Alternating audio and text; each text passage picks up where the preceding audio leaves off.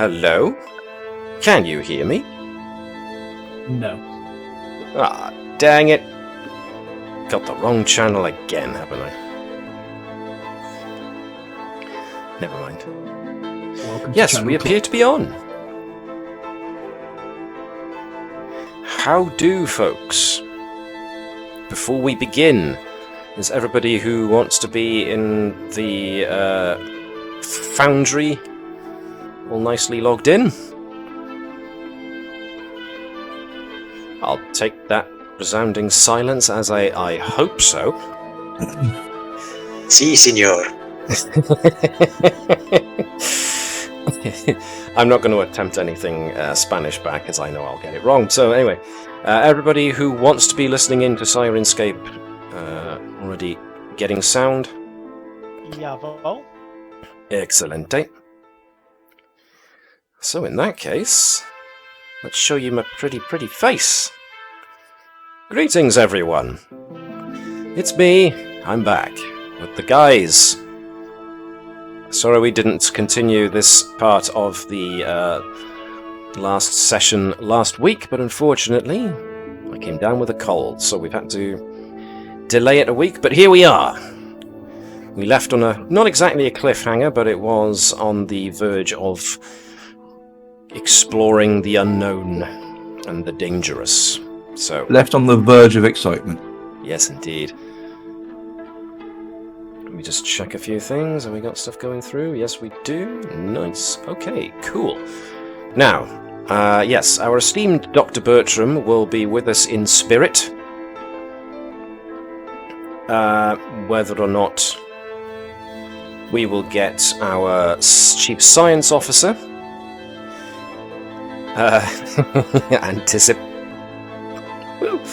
Yeah.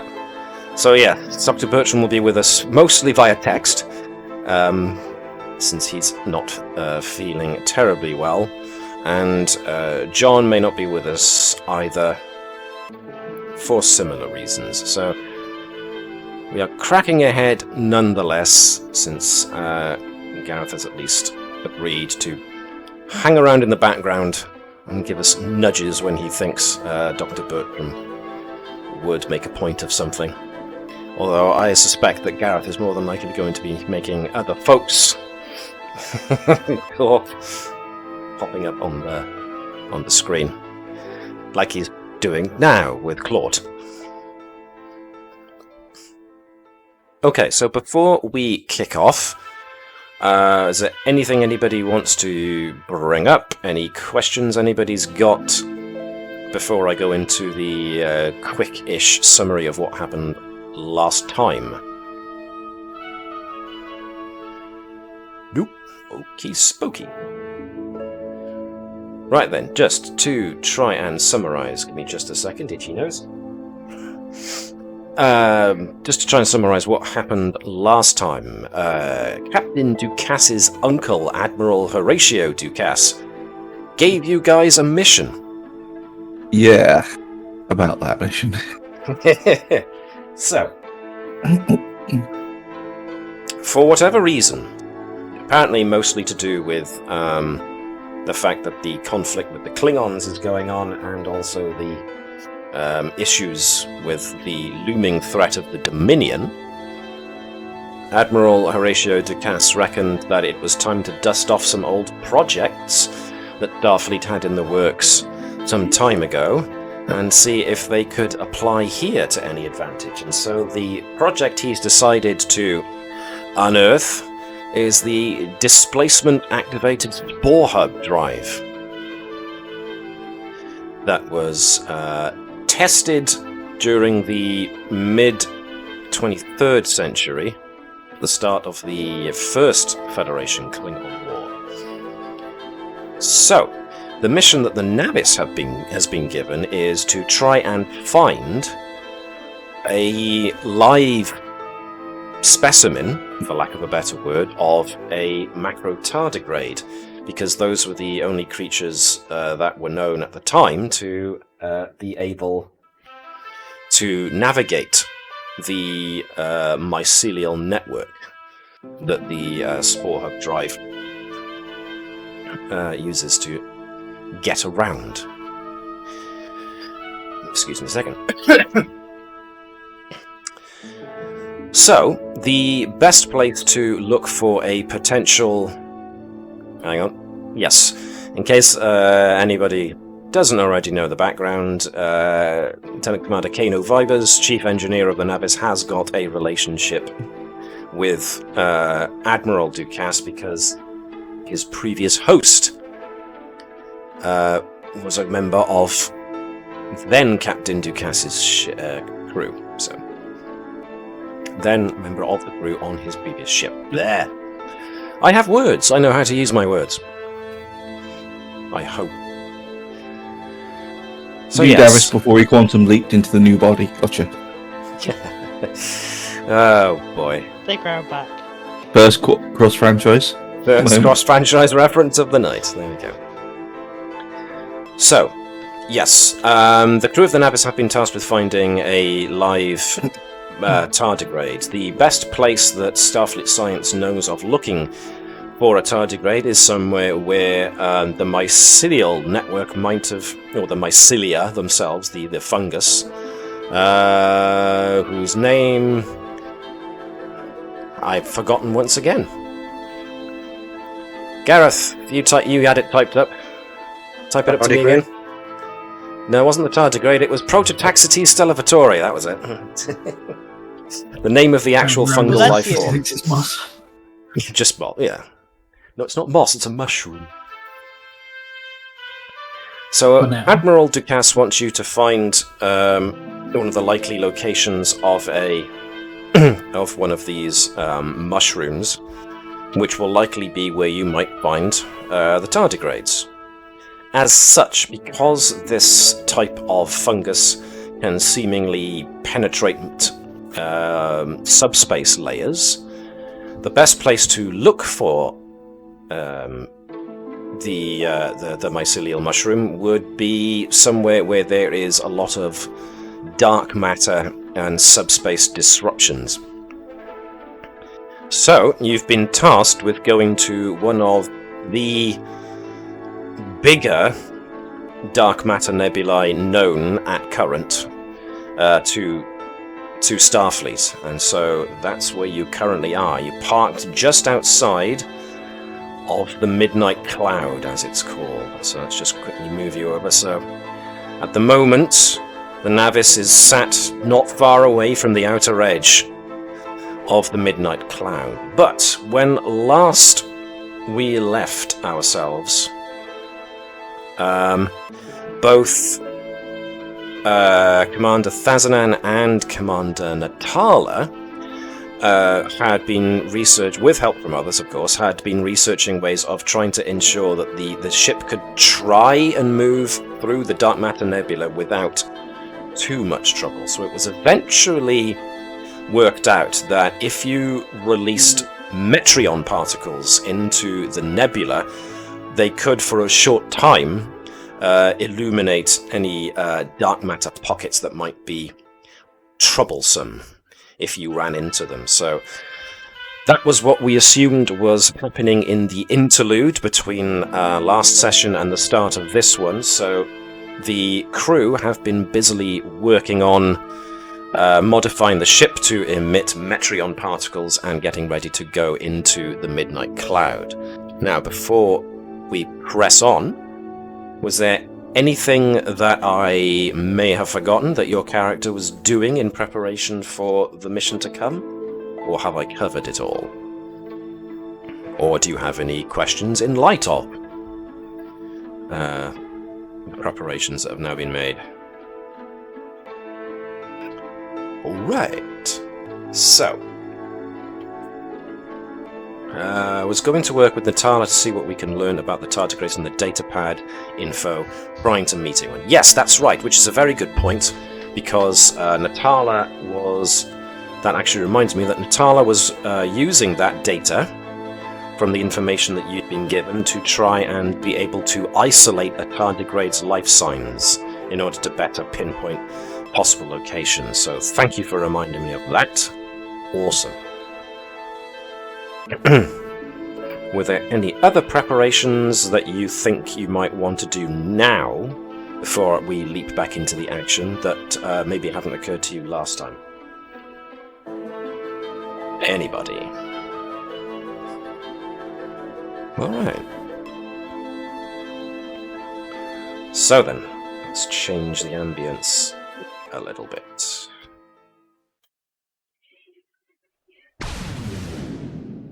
I think that we reconfigure some of the labs on the Navis. Just realised I was muted. The only ideas I have is if we had some sort of either some sort of reading from one of these things, or a recording of how they sound, or something that we could use to try and find more. Yes. But we don't have that kind of information. That's the only thing my brain could literally come across as a whole. We need something of A to find B, but... Jan, you just mentioned something and it's just as quickly slipped out of my brain. What was it? Modifying the labs. Modifying the labs. Yes. Modify the labs for this specific thing. Now, excuse me a second. Navis crew and ships. The Navis has your directives. It's obviously the first primary as well as the prime directive. Search the Midnight Cloud for mycelial energy that could provide a habitat for tardigrades, and retrieve tardigrades for further study by Starfleet scientists.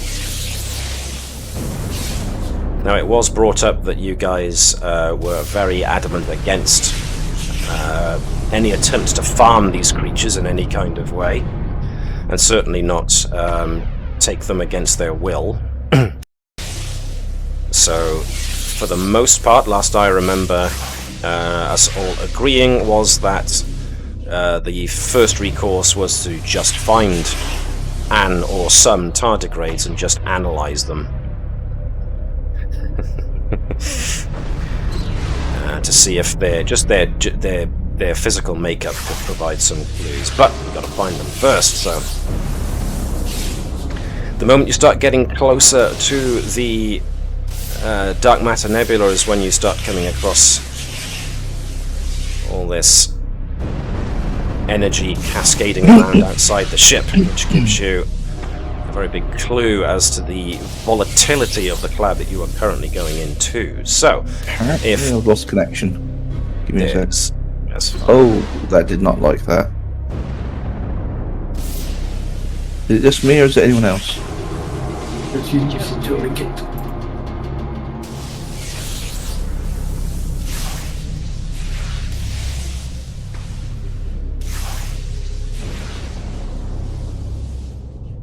Excuse me, I'm just turning down some of the... Quick question, sound my effects brain... Yep. I had an idea in my head and it just disappeared for a sec. What particular particle is it that's generally a sign of interdimensional shenanigans? It's not Citrino, is it? I don't think there's a defined particle. But I was thinking like there was for time dilation, but I can't remember if there was for space. Tachyons are usually the particles you find if there's anything monkeying with time, but tachyons also come off of ships using cloaking devices because they're manipulating light. I just couldn't remember if there was one for dimension or if it was just time, because obviously that would be something to look for. If you watch Deep Space Nine, every time the wormhole is about to open, Deep Space Nine registered neutrino emissions from the wormhole, so neutrino emissions can be a byproduct of some kind of breach opening in space. Fine, we've got astrometrics, we've got a pilot, they can look out for spatial distortions. I was just thinking scanning for those kind of particles, but yeah, fair enough. Or emissions in this case. Fair enough. Well, at the moment, your primary sensor array has been reconfigured to obviously scan using released Metreon particles in order to try and scan for dark matter. As best as dark matter can be illuminated or drawn out, so we shall see how we do. The first thing that needs to happen, of course, is we need to enter into the nebula. So, after having recalibrated your flight control system, you can now attempt to navigate the Midnight Cloud. However, even though you have got Metreon particles now that you can use to make it somewhat less dangerous to navigate the Midnight Cloud, it's still not entirely without risk. So, the first thing we're going to ask you to do is you're going to have to do an in-depth sensor sweep of the nebula to try to locate potential mycelial activity. So, this is going to be a difficulty 3 control and science task, assisted by the ship's sensors and science. So, since we don't have John at the moment, the most obvious leader for such a sensor operation would be Natala, so... Webby, you about? Yeah, I'm here. Yep. Do you fancy taking control of Natala to do some sensor operation? Yeah, can do. Cool beans. Control science, you said. Control and science. Could I get somebody... Sensor operation. Can I get somebody to be the ship, the Navis? We're probably going to need Jan to do Keval's navigational role separately in a moment, so we'll leave Jan to do his own thing. So either Davis or Shaun, you can be the Navis. Davis be the Navis. Just because I wanted to say that. Go on then. Sorry, Shaun, but you lose by dint of it being funny. Seems reasonable to be What's the fair. Navis rolling? So the Navis is rolling 1 dice and it's sensors plus science. You only need 1 success.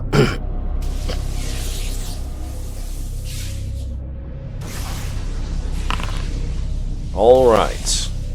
Now, you can choose to succeed at cost. If you want. So you will succeed, but there'll be a complication of some sort.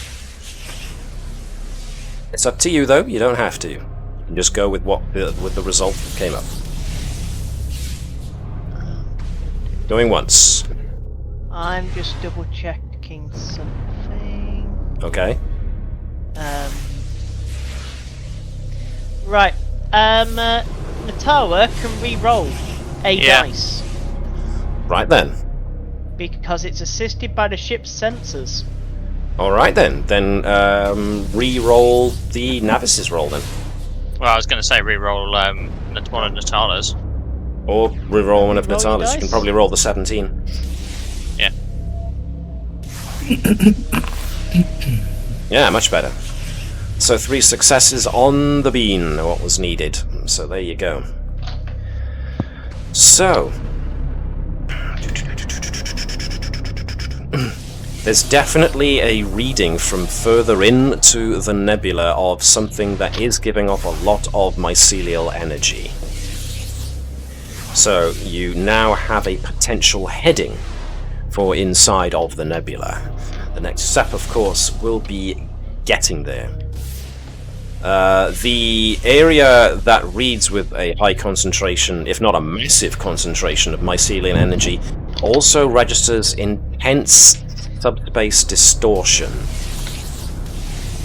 So, if you want to get there, next thing we're going to need is a piloting task. So that's definitely going to be Commander Thadinan's purview.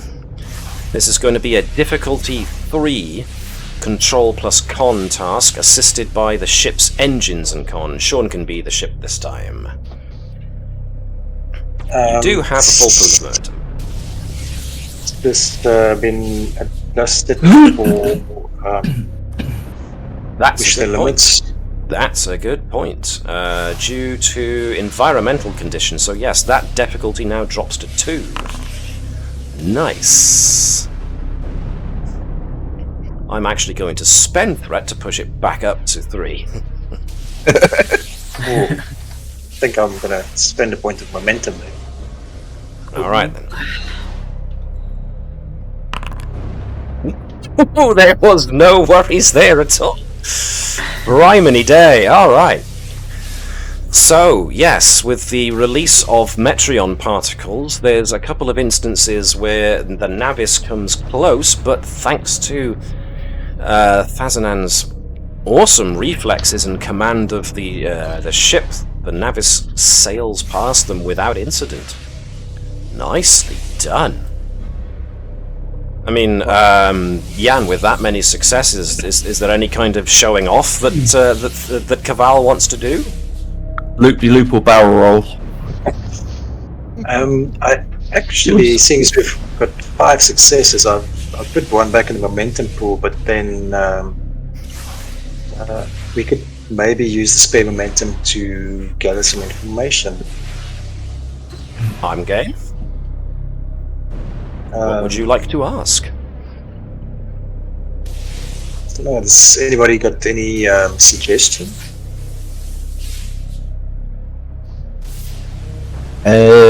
What did Richard add to the records? That wasn't the To do with the nebula. Oh. Let me be very specific. To do with the activity of moving through the nebula. Let's limit this question to being pertaining to what just happened. Not what did the Admiral have for dinner before he left the ship, you know. Did he like it? Shall I cook it for him again next week, you know? No. This is a tangent. I suppose, is the area that we're heading towards looking rougher than any other particular parts of this nebula? What does everybody else think? Is that a legitimate question you want to ask? If there's no objection, then I will consider that the question. Any Go on, sorry. from our pilot and navigator? Maybe sort of in a similar vein, but slightly different, is do there seem to be natural pathways through the nebula? Ooh, that's a better one, probably. Are there flows and eddies you can track? I'm gonna go with yes. What you notice are there are like islands of dark matter pockets that generate almost subspace currents around them. So using those currents, you can tell where some are, anticipate where some might be, and therefore swirl your way around them safely. So that will... I am willing to give you an advantage to getting out of the nebula, or continuing to travel through the nebula should you so choose in the future. So, yes, I will give you that one. So eventually... Keval has been watching some holovids on getaway driving. You guys watched the planning original a Italian heist? Job. Watch the original Italian Job. Hold on, lads. I've got an idea. What are you doing taking us towards that abyss? Keval? You suddenly take on the accent of Michael Caine. Says the one who, as soon as he said Michael Caine, went very Michael Caine. Michael Caine? He did, without realising. There is a small note from the hangar deck along the lines of, please don't blow the doors off. That's my job.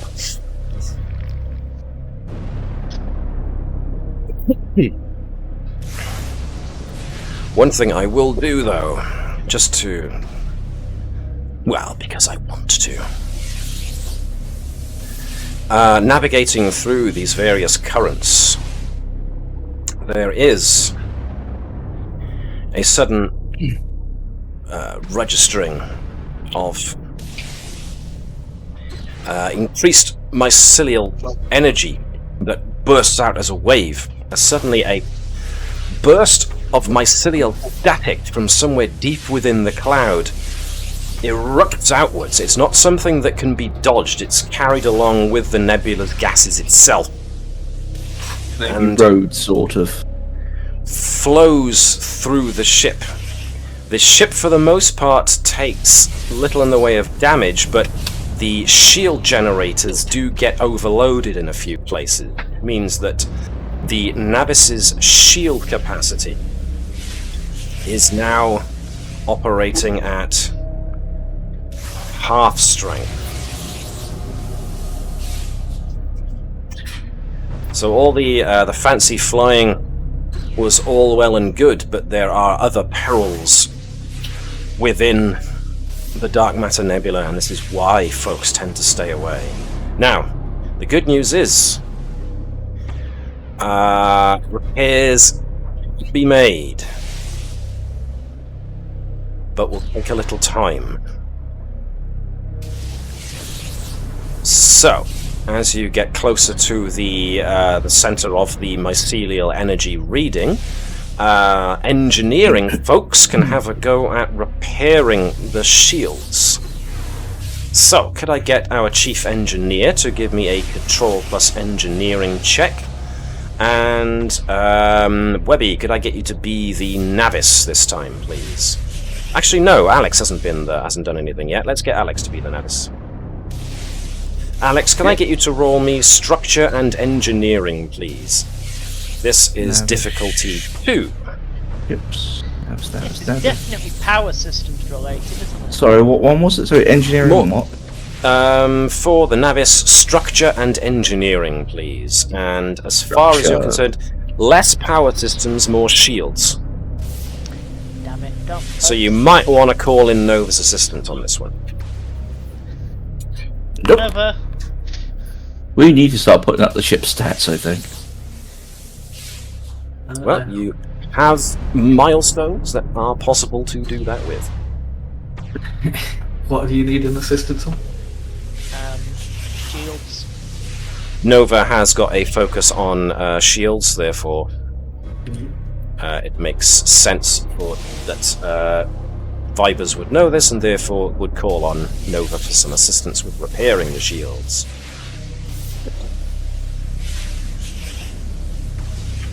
This will only be 1 dice from Nova, of course, and you can echo the control and engineering check. Whereas... That's my guess. Vibers gives the 2. So you've got 1 success, you need 1 more from Vibers. Ooh, hello. Okie dokie. You weren't supposed to blow the bloody doors off.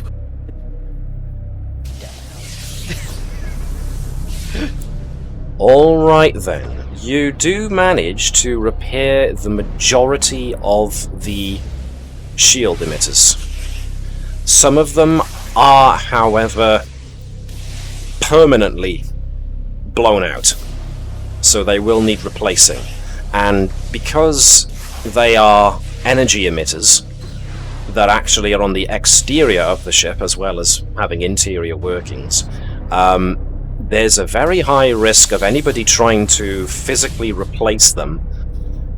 They might end up grounding some of the energy discharges that are going off in the midnight cloud. So the best way to repair those damaged emitters would be to be out of the midnight cloud. So unless you want to put your repair teams at risk...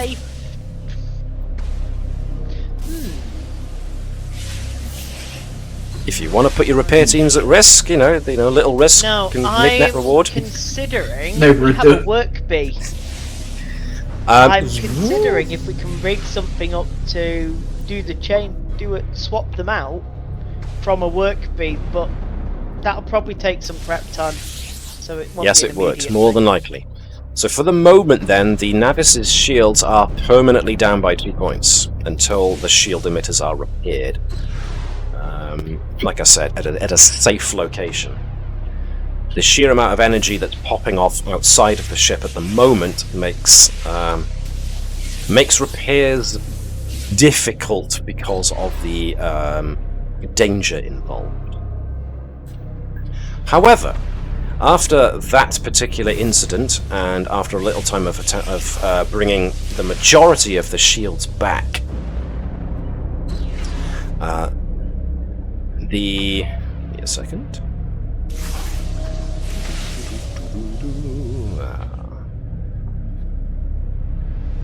Let's see. At the very heart of the dark matter nebula, an enormous tower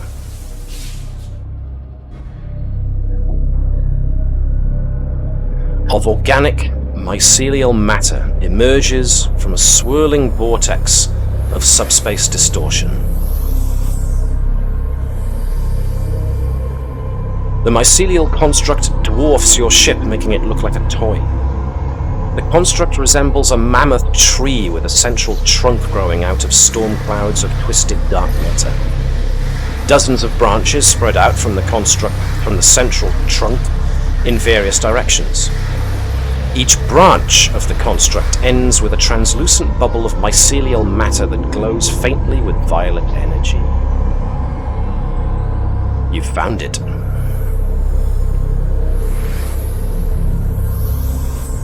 So, now begins the mission proper. So what would you like to do first? Incidentally, before we begin that, I do want to show something off. I'm going to bring us back to the bridge ever so briefly. I've given engineering a bit of a spruce. Congratulations, Davis, you now actually have a bigger, Nice! more representative engineering. It's So- been busy. Sorry? The tune's been busy. Listen, Bravo. Bravo's finally fixed the door. We don't have to use transports to come in.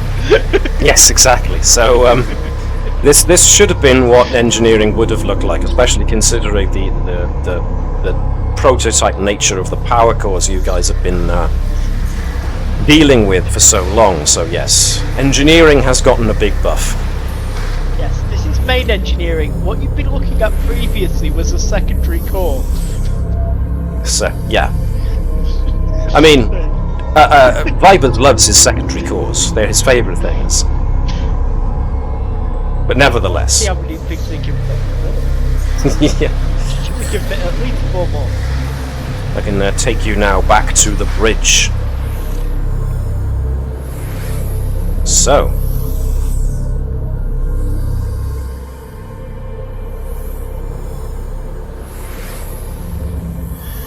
the mycelial construct is up ahead of you. So, what would you like to do first? If you have any ideas. Or are we just going to go for a sensor scan? I will take the silence. Go on. As I say, I can't do what. Well, I'm not sure exactly what I can do from tactical at this point in time, but I imagine it would be just for scanning and gathering any kind of information. Yeah, so tactical has, full access to sensors and other stuff, especially because tactical tends to be the threat detection side of things. So it shares a good degree of the sensor station. Say, captain or commander would be potential idea. Sorry. Yeah, the captain just leans back to look at you. A situation where we could risk a probe, or would it get wrecked out there? It's only a probe. There's no harm in trying. Is there only one way to find out, Mr. Edwards? You came up with the idea? Scrap a probe? Launch it. This will be... Aye, Captain. Control and... control and security. Now, I will say that you can spend one of your numerate minor milestones so that you can shift your focus from one of your current disciplines to put a point in security if you so wish. It would represent that'll be something for later. Changing your focus before you when you got given the the notification that you'd be on tactical. If you're fine with not, I mean you've got 8 minor that you haven't spent. It would be just moving 1 point from somewhere and moving it into security. But if you don't want to bother, that's fine with me. We don't want to bother more. It'll be interesting, yes, is because he'd still be it'd be more with the character of him struggling while learning this is a new field. So That's fine. That's fine. That's fine. If that's the way you want to go for it, then I. So close. And yeah. So the probe is launched. I can't believe that 12 just teased. Okay, so what you get is, as the probe launches out, there's a lot of crackling as in the area as bursts of like what looks like plasma but doesn't register as plasma. There's a lot of ionization is going on within the breach around the mycelial construct, at which point one of those bursts of energy grounds itself on the energy of the probe as it comes in, and you get telemetry as the probe goes out, and it gets some readings, but then the probe just gets frazzled and explodes as it was guided pretty much into the heart of the subspace distortion, and takes the full brunt of the detonation of energy. So yes. Captain Ducasse just kind of sits there in the command seat and goes, well, at least we didn't try sending a shuttlecraft out the first time.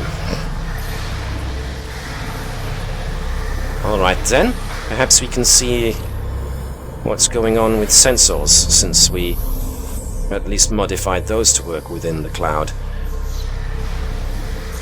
So, anybody who wants to use sensor scan to scan the construct.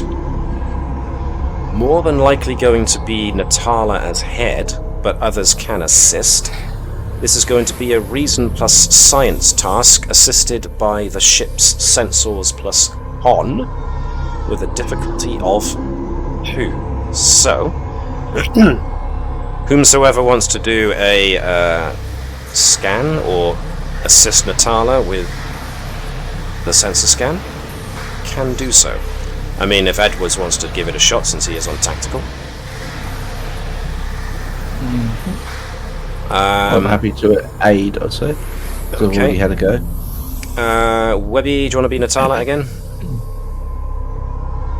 Was it control plus Or science? maybe be right, Brad. Okay, in that case, let's have Navis be Natala this time. And yes, it's reason plus science. Shaun, can you be the Navis, please, once again? So that would be sensors plus con for the Navis. We've already got one success. Science. So sensor ops count for this one? Absolutely.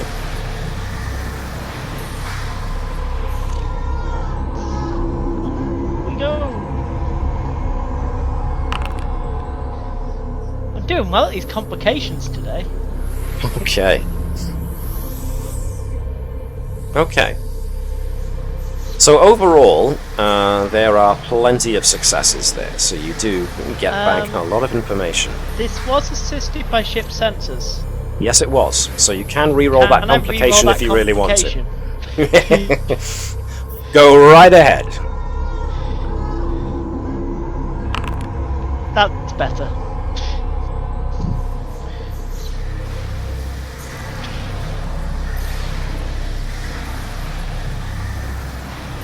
Okay.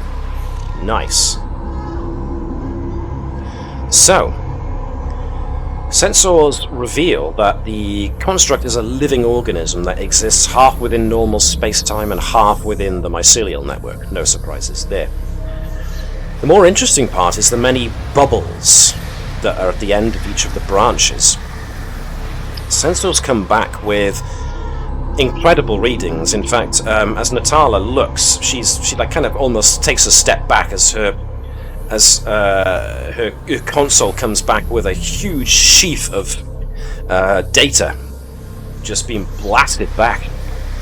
as she tries to make heads or tails of what's coming back. I mean, Edwards himself has also got a good clue as to the sheer amount of life form readings that are coming back on the sensors readings, as just the data's just screeding past at quite high velocity.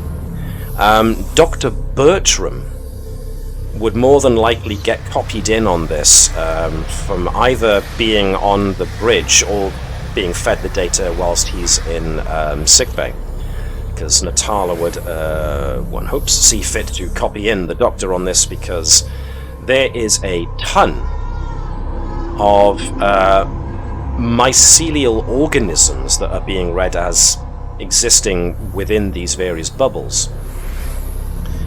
It's possible that some of them might be tardigrades, but the subspace distortions emanating from the construct's midpoint, which is kind of where the trunk of the construct meets the subspace breach, makes it difficult to be sure.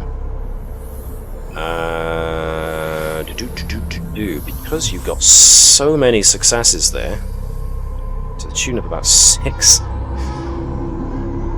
Okay. The information you get, and this takes a little time to compile all this information because you get so much coming back. The construct is a colony creature of sorts, made up of almost innumerable individual organisms, but all of them register as creatures that are all natives to the mycelial network, or the subspace domain that the mycelium originate from. The dark matter of the nebula appears to be a byproduct of the subspace rift that allows the construct to exist in normal space and the mycelial network at the same time. The real kicker is that many of the bubbles on the end of these branches appear to contain individual ecosystems that look like they're optimized for various mycelial species, and most of them contain breathable atmospheres and even gravity. Some of the bubbles, however, appear to be completely devoid of life.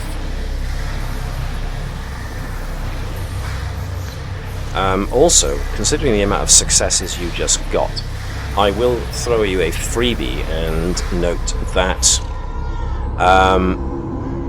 the outer layer of each of these bubbles is solid enough that it contains each individual bubble's ecosystem, but not so dense that you couldn't get a transporter beam through it.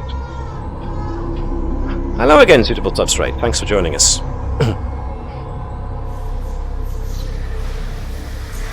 So, thoughts, opinions, plans of action. What would you like to do?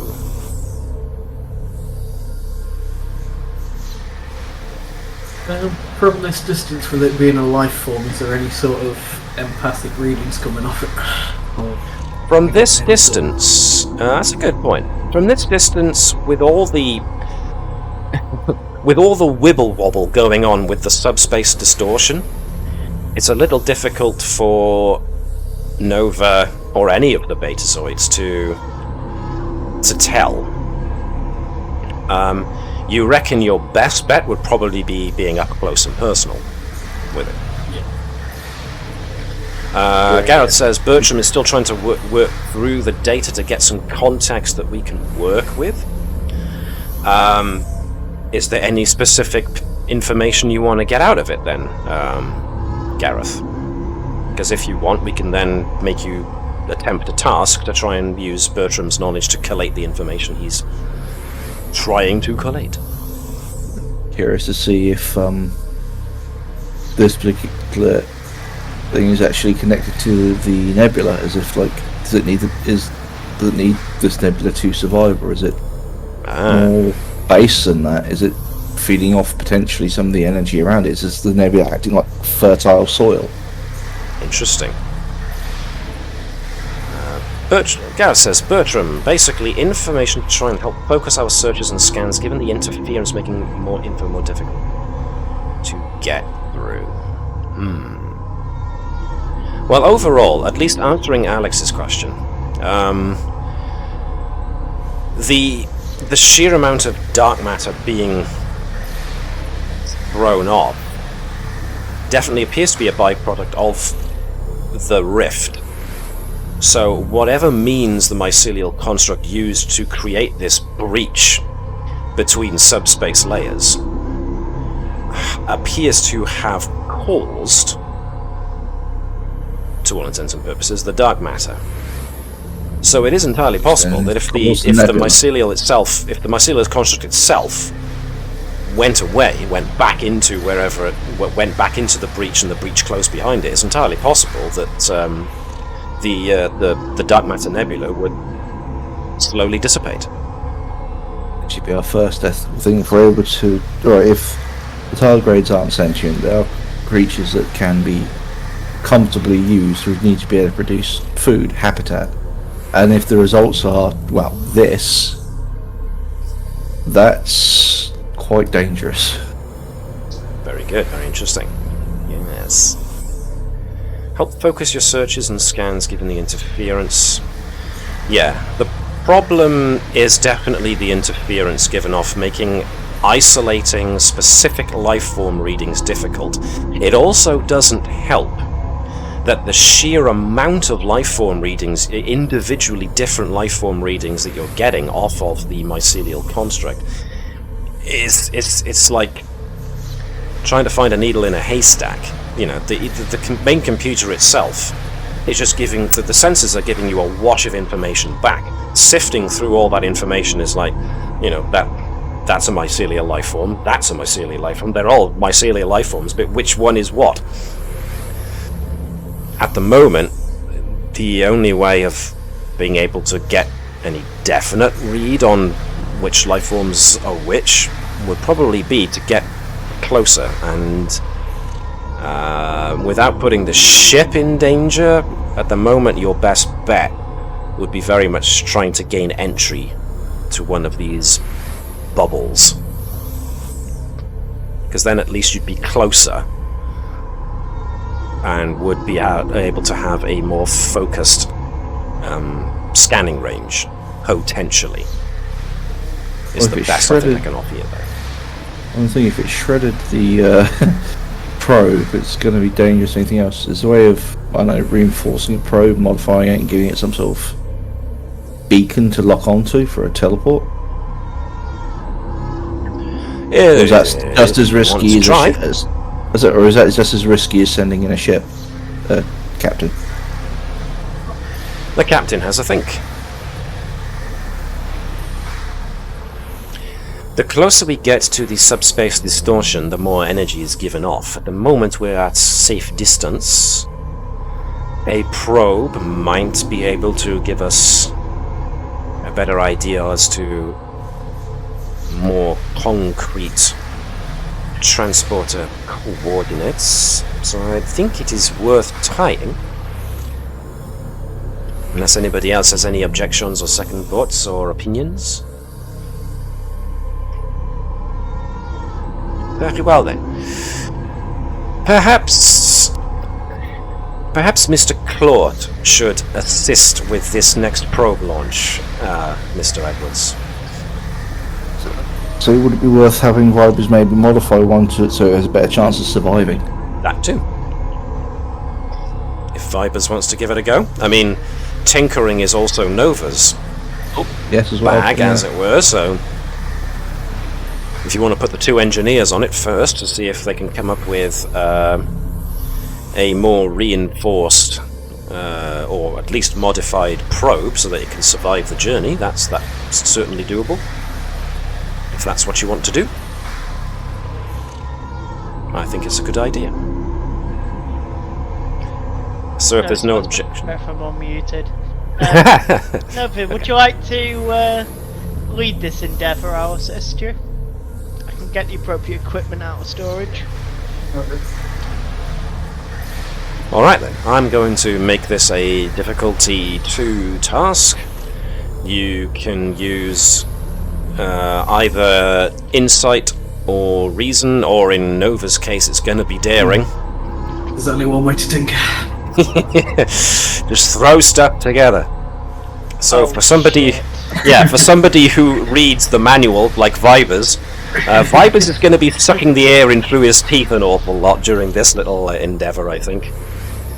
There is Like, a... that would be just like... Navis has gone, here is the lab, go do your tinkering there. I already isolated that system. No, like, I'm referring to the manual, and you see just use that some sort of insulation. Yes. Rips out some of the pages. Sorry, Shaun, I talked over you there. It's just propping up the table.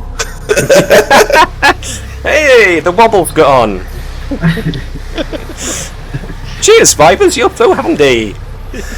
Alright then, so, for Vibers, either insight or reason and engineering will happen here.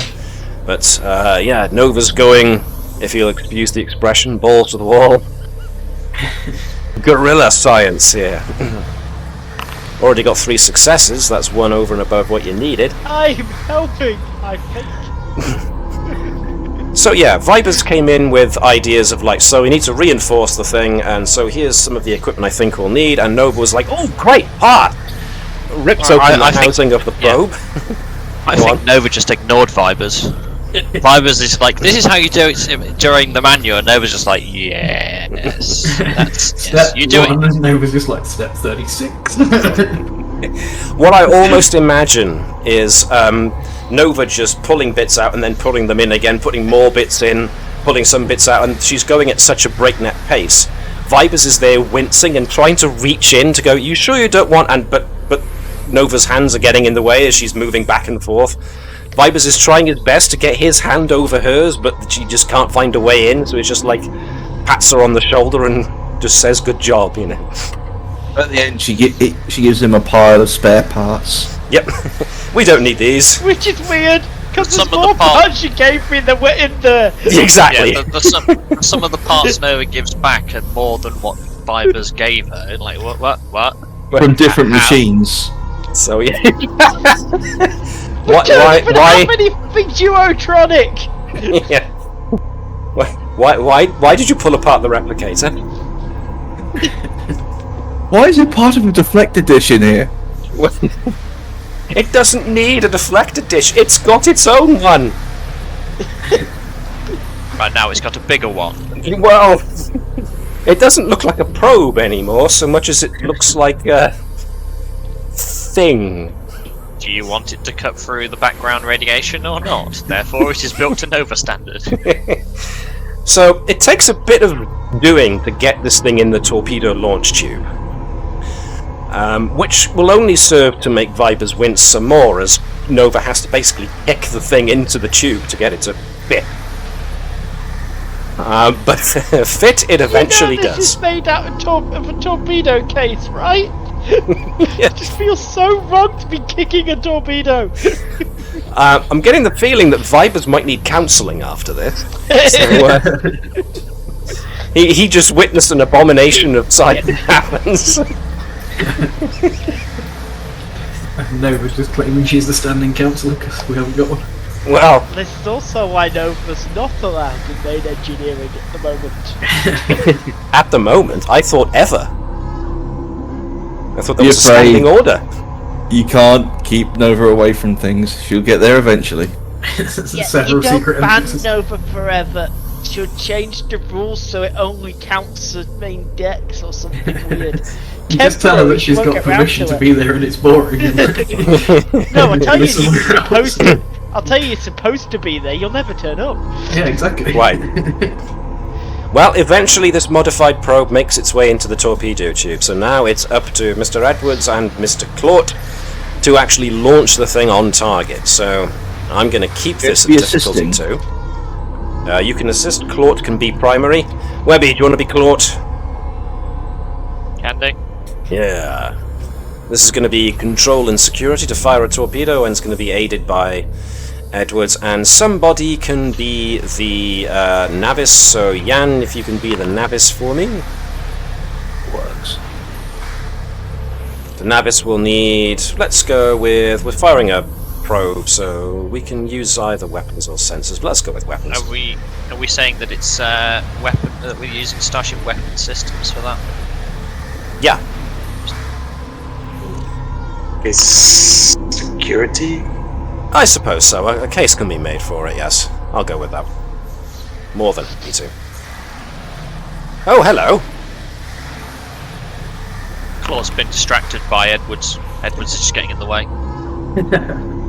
It's the Edwards complication. Right. Okay, so the good news is the Claude thinks you've been having it easy. Thank you, Gareth. So yeah, Claude's just there, obviously putting in as least effort as possible to put as much pressure as possible on Edwards to see how well he performs under stress. So yes, the good news is that the probe does get there on target. Bad news is he broke the button. I'm not saying what the bad news is, I'm keeping that to myself for later. Right, the probe is reinforced. It transmits telemetry and telemetry data, which gives a good example of a good place to land. One of the outer bubbles reads as having gravity and an atmosphere. It's far enough out at the edge of the... it's on one of the furthest branches, which means it's furthest away from the distortion effects of the subspace breach. As such, it should be possible, and the probe itself is now stationary on the outside of that bubble. It should be now possible to use the probe's location as a nice means of helping the transporter chief plot a safe transport destination. So yes, there you go. So now it comes down to who's going to go over. So you're going to need an away team. I think the doctor will be quite useful because this is biology is his bag. Mm-hmm. Unless we want to send over maybe Nurse Bravo. But yes, because of the nature of the mycelial construct being yeah, Bertram's more than keen. Are we sure we want to be risking our chief's medical officer? At which point Bertram goes, no, I'll do it! No, I'm perfectly fine with this. So much fungus! It's going to be great! Specialised expertise. So, yes, I'm assuming then that... Let's put the away team over here, so I can put them in a cluster. Dr. Bertram is definitely up for going, and that makes a good amount of sense. Nurse Bravo has come down with an unfortunate case of being ordered to stay in sickbay. Hold down the fort while I'm gone, will you, Nurse? Bertram is seen heading out of the office at high speed and only manages to say that very, very quickly. Back later, hold down the fort, bye! So who else? Natala would probably be a good idea being science head. Unless one of the junior science officers wants to go. So I don't think there'll be much for Jenny! Do we want to send Jenny Eric, instead of your chief science officer? Or as well as the chief science officer? It's only a generic mission. A generic mission calls for a generic crew member. Here she comes, Jenny Eric. And sending the full science officer does mean changing the bulb. So you don't want to send the full science officer? Yes, no, give me definites. I mean, technically Ensign Kirst has been trained to use sensors as well, so she has been trained to take over the console for when Lieutenant Natala goes on. And it tends to be Starfleet protocol for the second officer to accompany away team, so... We could... Oh no, we could have Ensign Cursed. She's not been out on a mission. Or you could send Ensign Cursed on her first science mission. Yeah, let's take the Catkin. Katian, okie dokie. Catkin. Fine. Nova would volunteer just purely for the interest of trying to make contact with a new life form. Yep, that's all good. I just realised we're sending two junior officers now. Oh, this is difficult. Let's bring Lieutenant Minot in. Or for security. Let's just send the entire bit. So like the entire B team. There we go. Yeah. So Nova can stay and Mineo can go. Well, technically, if you're sending security, that's going to be Lieutenant Bravo, head of security, Well, it wouldn't it? rather than your chief tactical officer. You know. Yeah. So Nova's not going. We're sending Mineo. We're sending the entire B team, apart from Dr. Bertram. And commanders Nova- will lead them, I'd say. I don't have to lead. No. We're sending the B team. Nova We're makes a sending the B case of team and wanting... Dr. Bravo. B is for Bertram, there you go. Now, Nova makes a good case because she's also, you know, an empath. It makes, you know, and she's very curious, so she would definitely want to go, and the captain would allow Nova to go. So, you want to send one of your engineers over, or?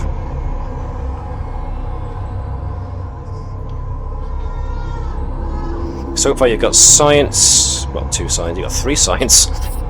Medical, got security just to make absolutely sure. That's a good point. We're just going to study. We're not going there to initially take one of the creatures because we have nothing to store it. There's that. Well, we don't know what they are. We could store them in a transporter buffer pattern, you know. Well, we know they move between dimensions, so... Yeah. What was that, Shaun? It might want to store itself. It's a life form. Yeah. So, yeah. We're not talking about imprisoning this thing. So, the only reason I ask for if you want to send more crew members is because there are, you know, 1, 2, 3, 4, 5 of you. So there are enough away team members there to represent each of you that are currently present.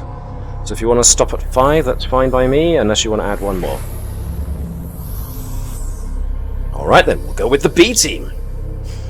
So, yeah, Lieutenant Bravo, head of security, insists on coming along because you have to have someone from security along just in case.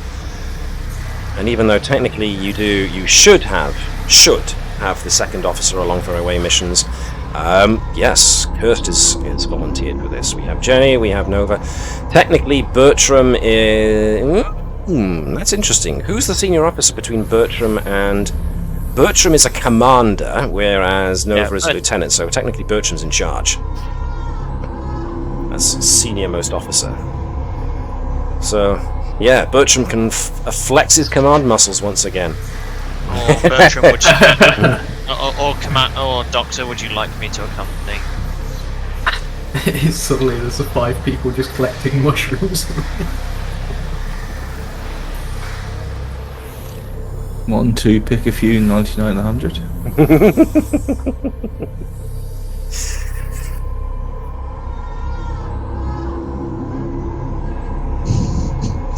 Now give me a moment as I prepare. Command decisions are up to the XO. Do you know what? No, sod it. There. That's a... You're sending the captain. Captain's allowed to go on away missions if she wishes to do so, it's just not recommended. Do you want the captain to go on the away mission? Someone wants dead band boots. Someone's already been in the line for Dead Man's boots, you know. Remember when we had the whole episode about it? It's like, oh, yes. You've actually reached it, you know.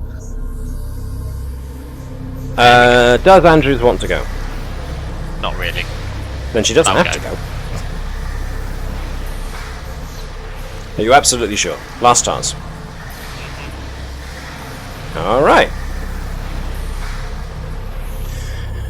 Okay then, so let's have you all cluster together, and yeah, so the first thing I'm going to want to do is... Well, actually no, we don't need to, we've got plenty of momentum.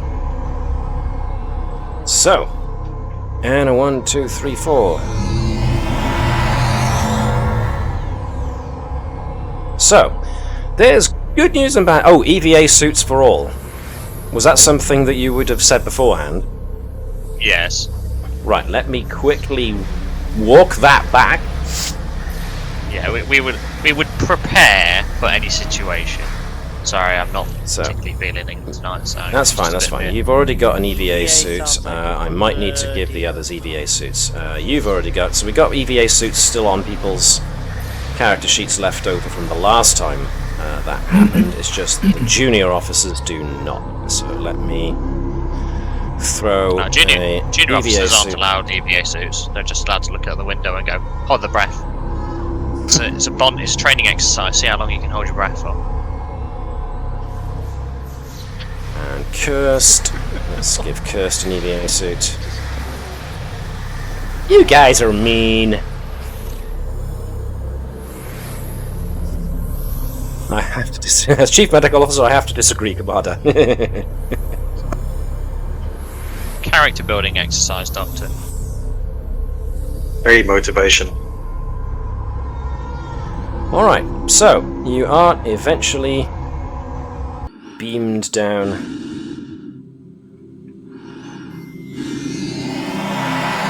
So there's good news and there's bad news. The first thing that you notice is that you've managed to successfully transport into the mycelial bubble. And I will give you a brief description of that. If I can find it.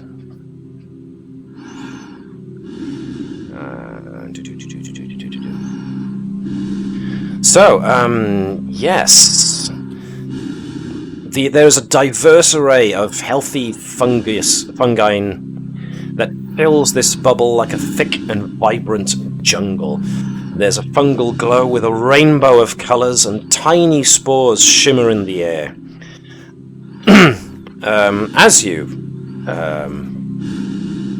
settle, the spores cling to the outer part of the EVA suit.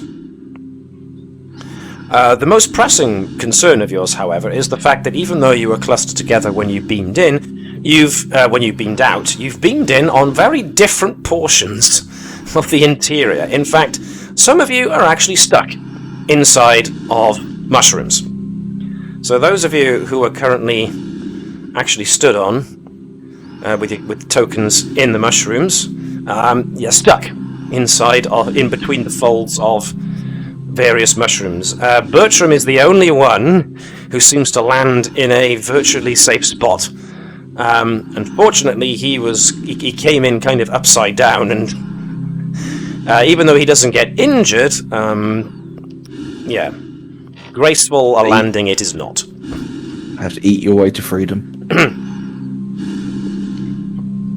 So, very much the first thing that strikes Bertram is how very, beautiful this place is. It is alive with life. And this is probably one of the most pure expressions of diverse, simple and complex life forms that you've come across in a long time. So Bertram is very much distracted when he first lands and doesn't at first quite register the sudden burst of can I have a bit of a hand, please? That comes in over the EVA suit's communicator, as he suddenly realizes he's kind of alone, and other folks have appeared, have materialized between the folds of various mushrooms. So, yes. Any preference for who Bertram would like to try and help first? Compartmentalize the rush of nature and start looking to assist the UA team members. Who would Bertram like to take priority to release? Unless, of course, somebody barks an order at him. He's nearest and probably the first one you can see. Okay, that's fine. Yeah. Who's the person that seems to be most distressed about the situation? I mean, this is Eric, Ensign Jenny Eric's first away mission, really. She was really excited about the whole issue, but now she's stuck in a fungus, and it's like... Yeah, now she's part mushroom. What do I do? Are you saying she's a fungi? Not anymore, she's pissed.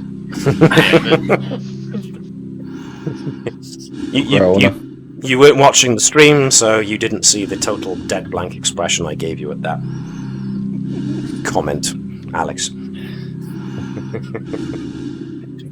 But nonetheless, yes, an attempt can be made to get him out.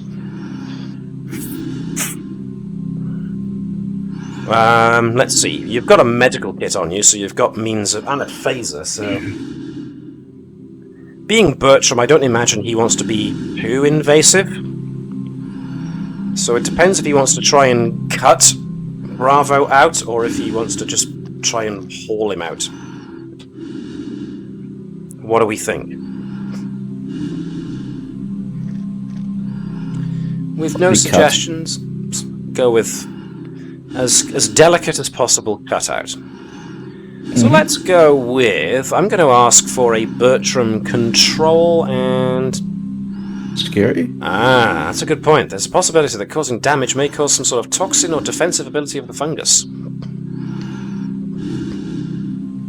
That could also happen. Go in subtly and surgically try to avoid that. Alright then, so I'm going to ask for control and... control and medicine. But I'm going to put this at difficulty 2. And because you've mentioned the possibility of a toxin, I'm going to put the threat level up. The complication level up. Xenobiology will help, yep. I'll go with that. So do you want to make the roll yourself? Or do you want someone else to do it? You'll do it. Okay, groovy. Like I said, here with us in spirit, if not in body. Which is odd considering we do this over electronic means. Anyway, so.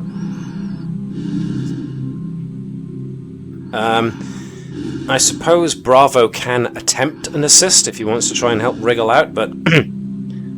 Balance of science and nature for determination due to danger. Okay, I'm fine with that. No problems there.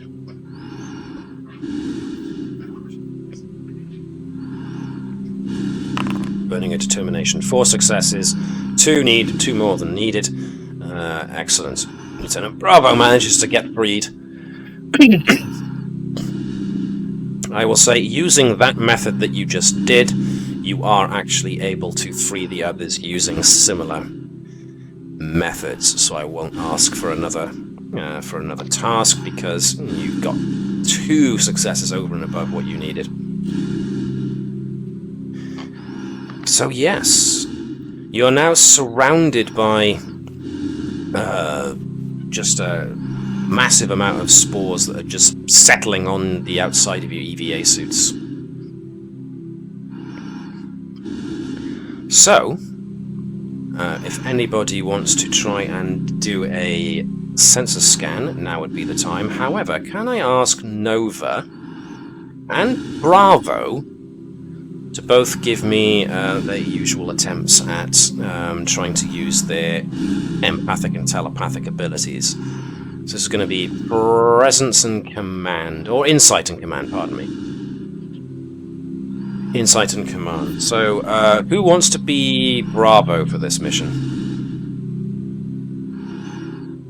I'll give it a go. Okay. I say for this mission, I mean, we'll probably swap out who's Kirst and Jenny, depending on the situation. Can I use the determination on this through empathetic orphan? Okay, that's fine. So what was it again? It was control and... No. Not control. Insight? Let me see. 4 successes. Insight and command. Okay. That was for, yes, for Bravo. Is this like assisting, or does he get 2 dice for his own roll?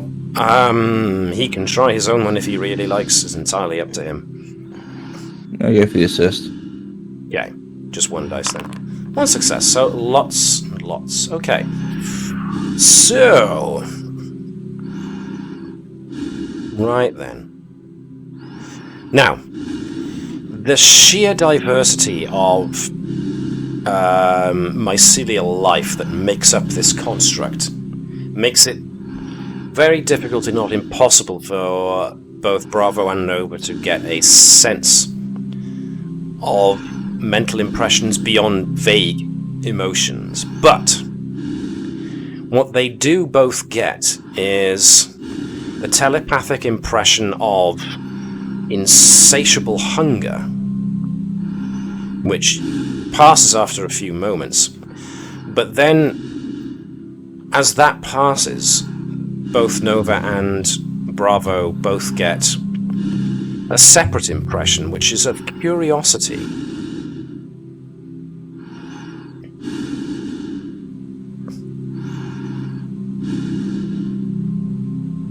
So, those who want to do sensor scans can put a task next. So, let's see, Jenny's got sensors as a focus, as does Ensign Kirst, so it's entirely possible that Team Science can have a go at using their tricorders to have a scan of the environment to see what they can find. So, Navis and Jan, I mean, both of them are ensigns, both of them are science departments, so whichever one of you wants to be Kirst, whichever one of you wants to be Eric, decide amongst each other. I'll grab the other. So do you want to be the cat girl, or do you want to be the generic Jenny Eric? I'll take the generic. Okay. Cool. What are we rolling? So,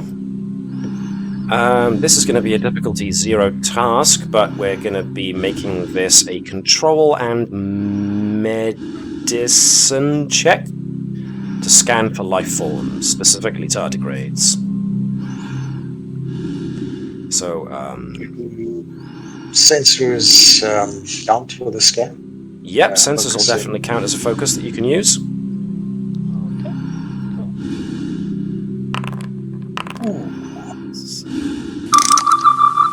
You hold it the other way up. Right. Okay. Gotcha. It's my first time. Yes, it is, and she's so overexcited that she just... life forms, lots. This is why we don't let the generic crew members out.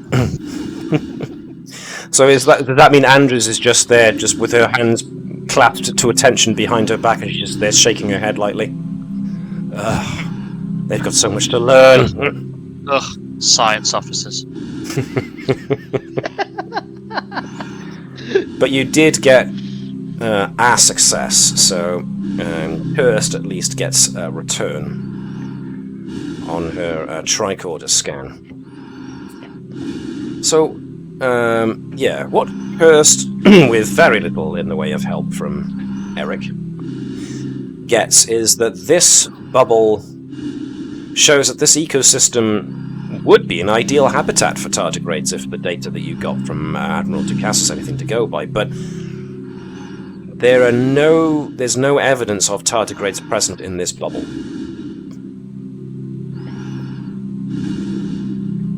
So, with that information, what would you like to do now?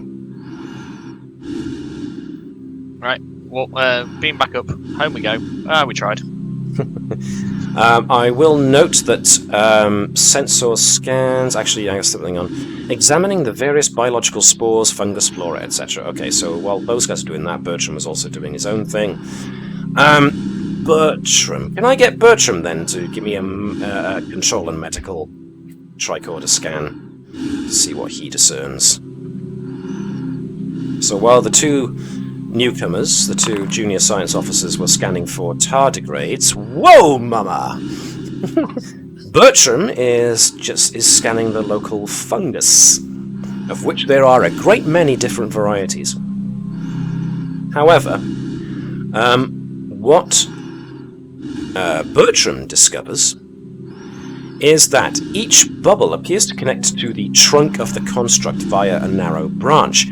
These branches appear to contain tunnels that could act very much like corridors.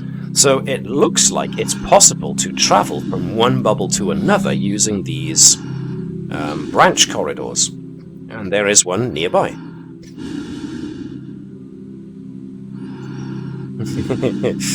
Bertram very much in his element. Update the team, there you go. So Bertram lets everybody know what he just discovered. So with that in mind, and the ship, if you're in contact, you are in contact with the ship. Which is a good point.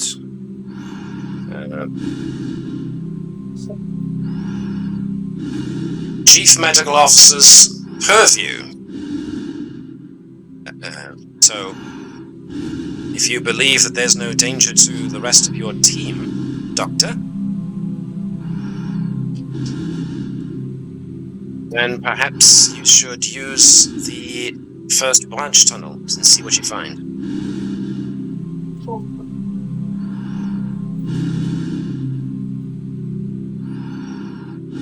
With no further objections. Alright then. Proceeding on. So, the branch is made up of the same bright organic mycelial matter. When you get to the central trunk corridor, you find that a lot of the organic mycelial matter is in more tightly wound, dense pockets. Is made more of is more tightly wound and more dense as a result. And the bioluminescent fibers cast a neon glow that illuminates the entire structure. And it's these fibers that are also producing the breathable atmosphere and, strangely enough, the artificial gravity that allows you to maneuver up the, in quote, walls of the interior of the trunk. Central trunk. So, there is a branch that opens up quite close to you, or would you like to try and explore the midpoint of the mycelial construct? Close one, or the bit of the middle? way down in the middle. No opinions. Okay. Start at middle. It is often the core. Does everybody agree with that? Follow the dock for this. Alrighty. As you start traveling, this is like weird. It's like being back in Zero G training again. So the entire away team can actually take up different points along the outer. It's part of the inside wall of the interior of the trunk, and because the gravity is going outwards, you can all be at various points along the interior of the trunk. You know, with one of you being directly above the other, but gravity still holds you to the floor of the interior of the trunk. If that makes any sense whatsoever. I'm going to go with more or less, Matt. More or less. Don't give up your day job. As you start getting closer to the midpoint, however, that is when each of your EVA suits chimes a warning. The intense subspace distortion is getting more and more intense as you're getting closer to the center point of the trunk, where it meets the opening of the subspace breach. Dr. Bertram, from your sensor scans, anybody that gets too close to the subspace distortion risks heavy neurological damage.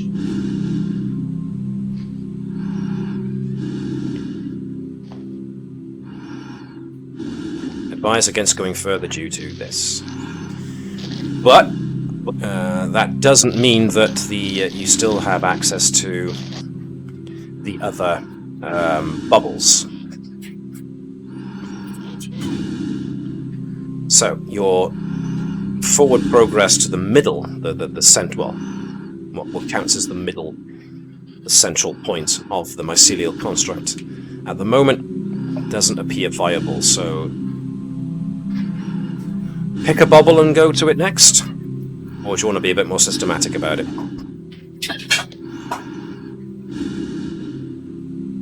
What does Andrews think, since she's technically along for the ride?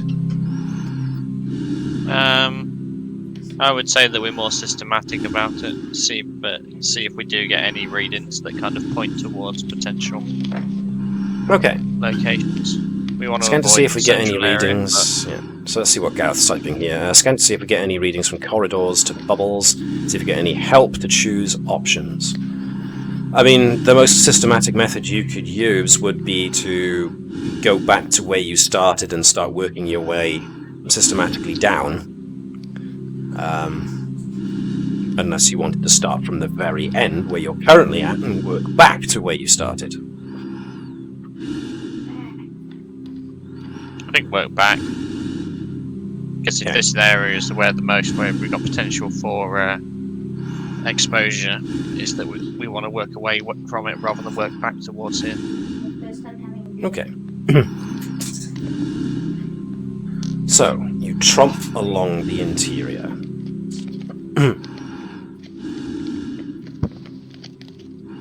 And then you find an opening to which you can go to the next one.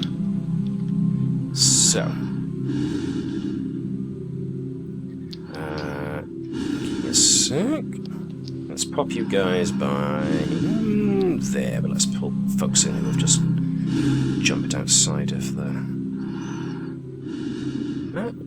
Okay.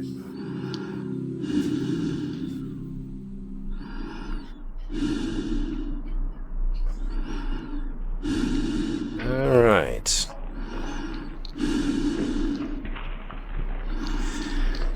The membrane that forms this bubble's exterior has been torn. And as such, the interior of this bubble has been exposed to vacuum. Nothing here. This bubble contains no signs of life, and gravity as a result has gotten very, very low here. As such, the biological life that you can see in here is dead.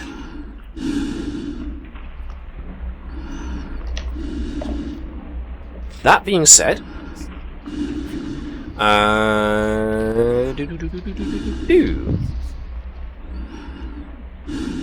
that being said, could I get, let me see, could I get a reason and medicine task from probably Bertram, but also from whoever wants to aid? But I will also put that this task can be assisted by anyone with engineering as a discipline, so of any sort. So Nova would have some experience to be able to add here. Yeah. So whereas reason plus medicine, reason plus engineering could be employed as well. Any focuses? Let me think. Where Bertram's concerned, I don't know, biology. Biology? I'm gonna go with botany actually for this. Whereas Nova. I will let you do inner workings as a focus for Nova. This is going to be difficulty 4. So Engineering will assist. Yes, I was going to say. So somebody needs to help to make it the short add a dice as well. Mm-hmm.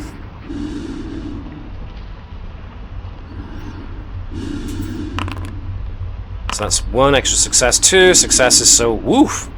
You managed to get through and earn an extra point of momentum. Well done. So, largely, the interior of this bubble appears to be mostly intact. It's just the breach in the outer skin that has exposed this entire bubble to vacuum. But it's possible that if you repaired the organic tissue of the membrane, it might very well be possible that since the mycelial life forms themselves seem to generate atmosphere and gravity, sealing the breach that exposes this bubble to vacuum might allow this ecosystem to heal. Should you wish to. It all depends on whether or not you want to spend some time doing so.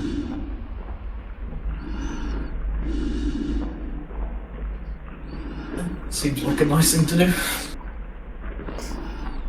The question that it need to ask is, was this breach supposed to happen or was it not supposed to? Because if it happened naturally, then potentially we are interfering with the Prime Directive because we are influencing it's a natural fauna world rather than a intelligent world. But how do we know that the flora and fauna isn't intelligent? So, with that question in mind, what would folks like to do? What's the... Try and reach a consensus. Has there been any indication of intelligence, Nova and Bravo? Well, Nova and Bravo can repeat back what they've found so far, if they want to. So, just to remember, there was an impression of hunger, and then there was an impression of curiosity.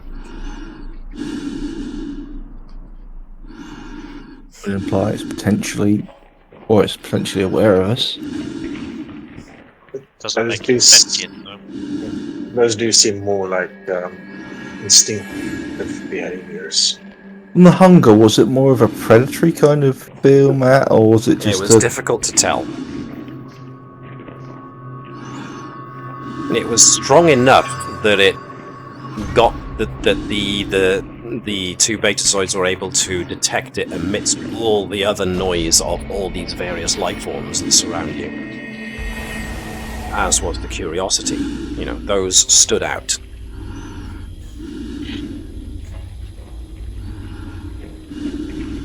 So, would you want to repair the breach in the bubble, or do you want to just investigate the next bubble?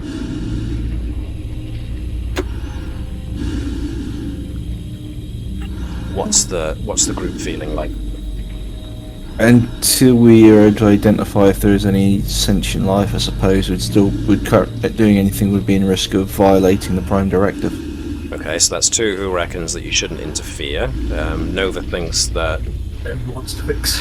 yeah. I didn't say that it was interfering. I said there's potential. I think a good way to potentially draw out an intelligent life form would be to start fixing the bubble. Not necessarily fixing it all the way, but if there's an intelligent life form responsible for the tear in the bubble, then trying to fix it will, I think, draw them out. Could be a good way of showing them we're here to help as well, and not... Because, I mean, we fired a probe at this, it could well have been our fault that this happened. Well, the probe didn't get... Oh, that probe, yeah. Oh yes, that. I thought I was thinking like the one that exploded. It's like, oh no, wait, this one got this far, didn't it? Yes. Yes, I'm afraid so. So, anybody who wants to give it a go can give it a go then. So you've already made the check to see if it's possible. Knowing that it's now possible, you can use... Can we check if the ship still has contact and a lock on this? Yes, it does. because of the probe that was launched earlier and the fact that you've got EVA suits on and stuff.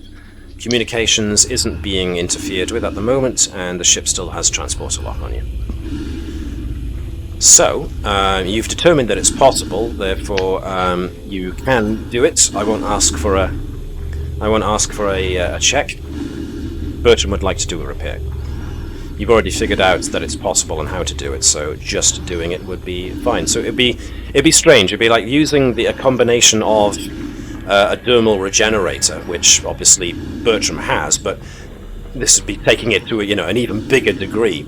So it takes a little bit of time. You're going to need help from the others to kind of hold the outer membrane together so that Bertram can use the dermal regenerator to start making the organic material knit back together, and with assistance from Nova, who points out, if we all pile on this bit, it'll be structurally a bit more sound if we draw it together at this point. So working together, yeah. As soon as you are done stitching it back, and your suits register that there's no more vacuum breach, almost immediately I can just get them. There we go. Almost immediately, tiny little luminescent motes of glowing spores begin to rise up off of the floor of the chamber and start to float about again. And so, yes, it looks like the life forms have reacted almost instantaneously and are starting the slow process of generating life again. Interesting. But yes, there's no evidence of any tardigrades in here, so probably best to pop off to another bubble. Unless there's anything else you guys want to do before you leave. Can we capture some of these modes? Yeah. Basically take sample of everything you can without being too invasive. Yes, indeed. So that's easy enough to do. You had some settle on you from before. There's motes. There's loads of motes just circulating around now, just drifting around the place. So anybody who wants to take samples can easily take samples. Just trap them in little jars and stuff like that. Bertram said it's like they're not individual organisms, but all components of a single organism. Yeah, it's almost biological harmony. All of these life forms, even down to the smallest ones, are all working in unison. Yeah, very much. Like different components of our own bodies moving to start the healing process once a wound has been sealed. Yeah, definitely. Let's hope we don't meet the white blood cells. Yes, indeed, if there is such a defense mechanism involved. So far, so good. So, proceeding to the next bubble. Let me just get a copy of you guys in. Load up the next. Right, let me put you guys by... Let's see. Oh, did I lose some of you? Nope, you're just going to cluster together in a pile. There we go. Right, let's move you to the next one.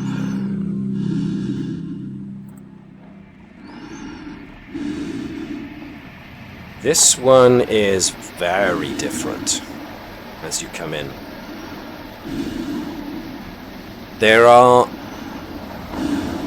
There's obviously a water source, a liquid source, coming in from somewhere.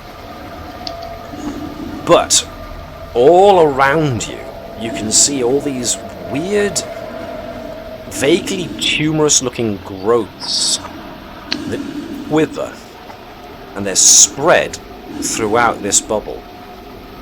And the growths themselves are covered with a layer of slime.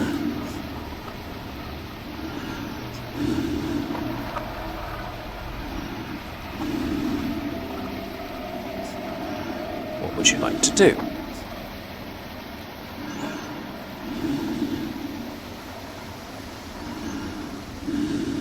Nothing? Alright, then let's go with basic procedure. Sorry. Let's see what we're doing. Go on.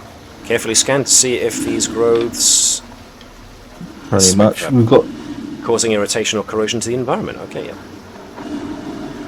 This can definitely be something that can be aided by Kirst and Eric, if they wish to.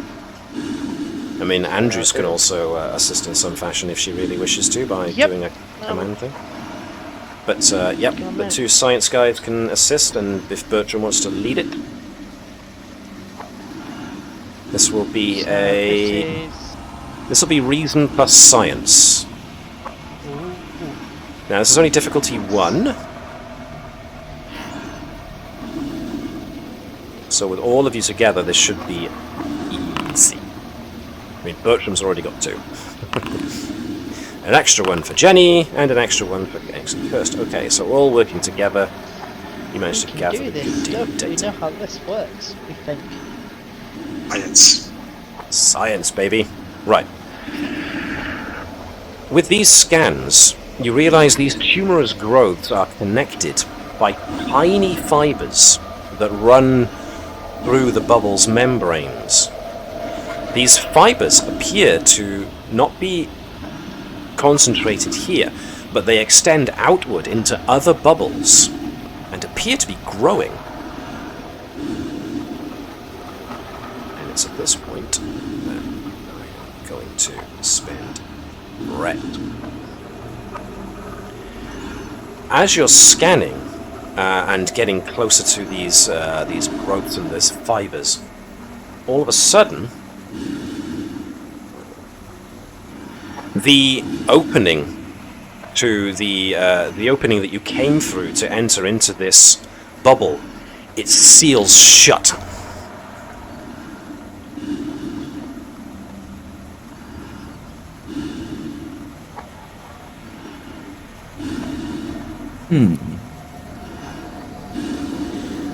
And there's also a strange pulsing that's now going on through the membrane, the exterior membrane of the bubble.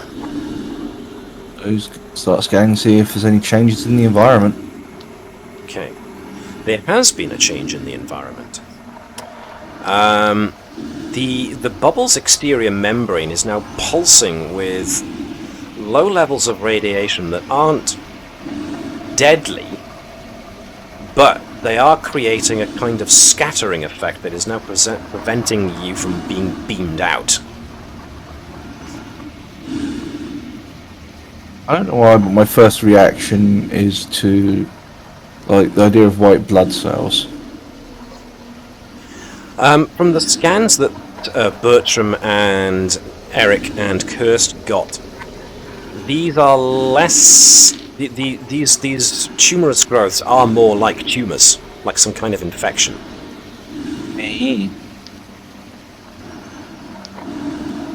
Was somebody about to say something then?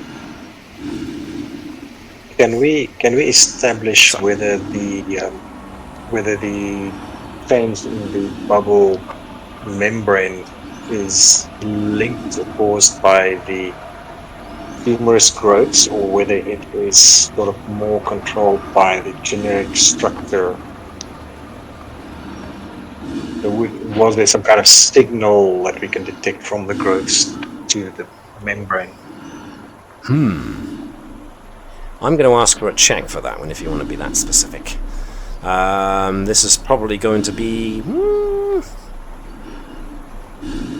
let me think. You're trying to see if you detected something, so that suggests another control and medicine check with the tricorders.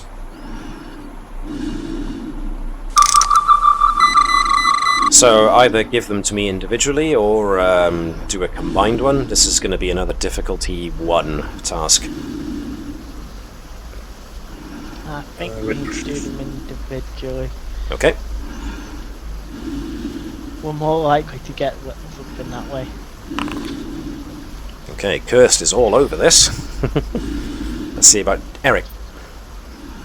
Or Jenny to her friends. Yeah, she's on the bean as well. Can we use focuses?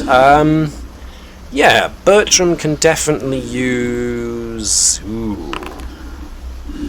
Well, never mind. Could have used biology there, but nothing much suggested. So. All right. He can still use. He hasn't rolled yet. That was me. Oh, that was you, was it? Oh, beg your pardon. So yeah, Bravo's trying to get involved here, looking for trying to scan for an obvious threat. He's a basic bit of medicine, so I thought it might be something to throw in. Yeah, so that's fine. But Bravo, being more security-minded, is scanning more for an obvious threat if there's an aggressive life form that might have, or an aggressive response that this might have triggered. But the two science officers and Bertram, looking back at the readings you just got, there was activity from the infected, the tumors. There was kind of a almost like a nerve signal that went through the little fibers that they've got laid around the place, and as such, that seemed to cause almost like a excuse me. As far as the closure of the branchway behind you, it's like the tumors activated like a, what's the word I'm looking for? Like an immune response, like anaphylaxis almost, where your blood vessels swell and close off your throat. That kind of reaction. So yeah, I was thinking along the right lines for my comment. The radiation, however, seemed to be an entirely separate one, but it did seem that almost like a nerve signal went out, and there are infected cells within the outer membrane of the bubble, which the infection itself is producing this radiation. You think you might, if you can probably cut your way out to get back into the trunk.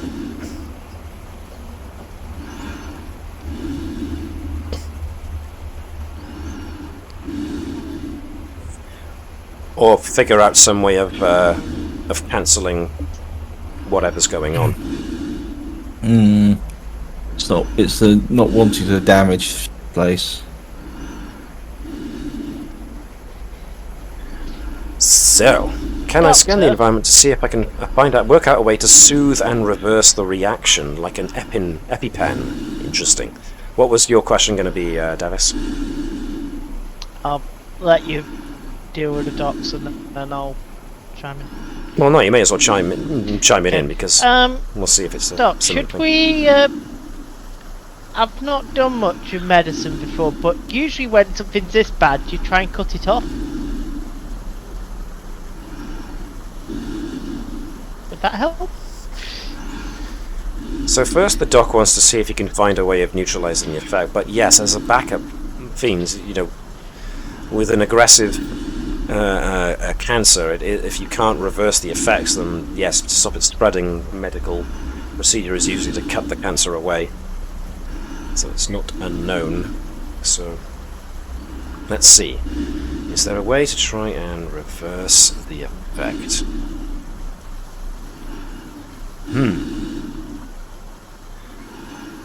Now, I am going to ask for Bertram to give me...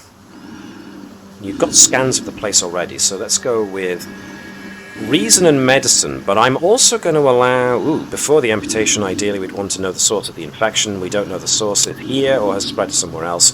It looks like the fibers are stretching to other bubbles. Yes. I will allow Nova to jump into this as well, using daring and engineering as an assist to Bertram. In fact, Andrews isn't that awesome on engineering, but does have some engineering and has got a lot of daring, so Andrews could also jump in on this as an assist. So Andrews and Nova could could aid with daring and engineering to Bertram's reason and medicine. Ooh. So far, nothing. I'm going to make this difficulty 2. And it's all Bertram. Okay. But, yes. Bertram reckons that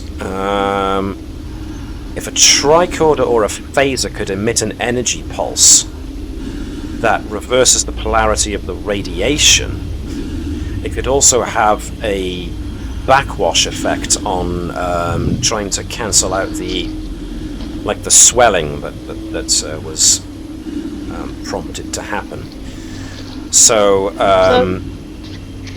all of them together. Doc, you're saying we need to reverse the neutrino flow. We're not reversing the polarity of the neutron flow, but you're creating a reverse radiation effect. But that was our second cross-franchise quote of the night, so... and here you are without your screwdriver. So when Bertram suggests reversing the polarity of the radiation source, both Nova and, pardon me, Andrews type in with, well, some of us have got phasers, maybe we could use that. So... you've done the daring and engineering task, so let's see how good you are at actually implementing it. Or you could spend 2 momentum to accomplish it without a task roll. What would you rather do? Commander? Sorry, I was distracted. What was the options? Both Andrews and Nova think that phasers could be used to reverse the radiation polarity, in accordance with Bertram's idea. So you could either do a skill check for it, essentially, or you could spend 2 momentum and do it without a skill check. We're at max momentum, we've been in for ages, so I'm happy to spend the momentum, but it's everyone else's choice if you want to go for it. Go for it. Burn the momentum. Yeah. So burning the momentum would, of course, mean there's no chance of a complication, so there we are. So, using your ideas, you do use a phaser to emit reversal of the radiation, which does have the effect you wanted. The interference to your beam, being able to beam in or out, has been negated for now, and the aperture of the branch opens up, allowing you to leave.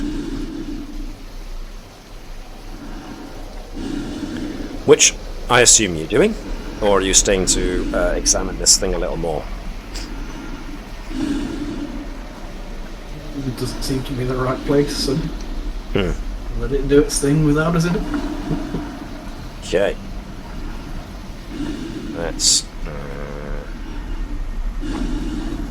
get the next one. Yeah, 98%. Stuck at 98%. Come on, Foundry, what are you doing? There we go. Paste everybody in.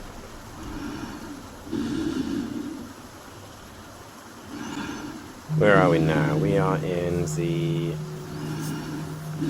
Ooh, which one is this? Aha.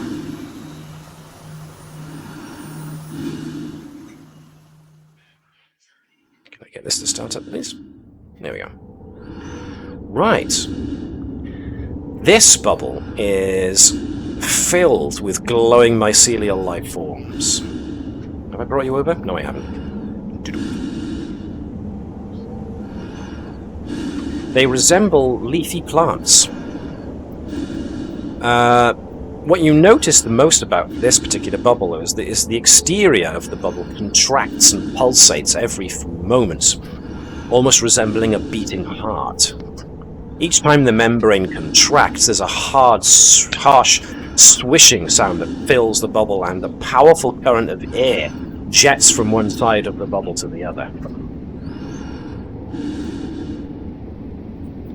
So there's a constant stirring of the leaves and a very occasional blast of air that comes at you. What would you like to do? Just out of curiosity, is everyone else thinking what I'm thinking? Why? What are you thinking? Oh, that was the character is Bravo. It's the more we're seeing this, the more we feel like we are walking through one big organism with its own areas dedicated to certain functions for the main body. Well, since I was thinking my nose itches underneath this helmet, no. Oh, sorry, I missed that earlier. Doctor, Gareth, even I should say in this case. But in this case, in this case, what you're saying, Alex, is more specific. Whereas Bertram was observing that all of these life forms are working in conjunction very, very easily, very quickly, like when they sealed up the wound to the bubble. In this case, your analogy is a lot more literal, because it's almost like you've come into either the heart or the lungs of this thing.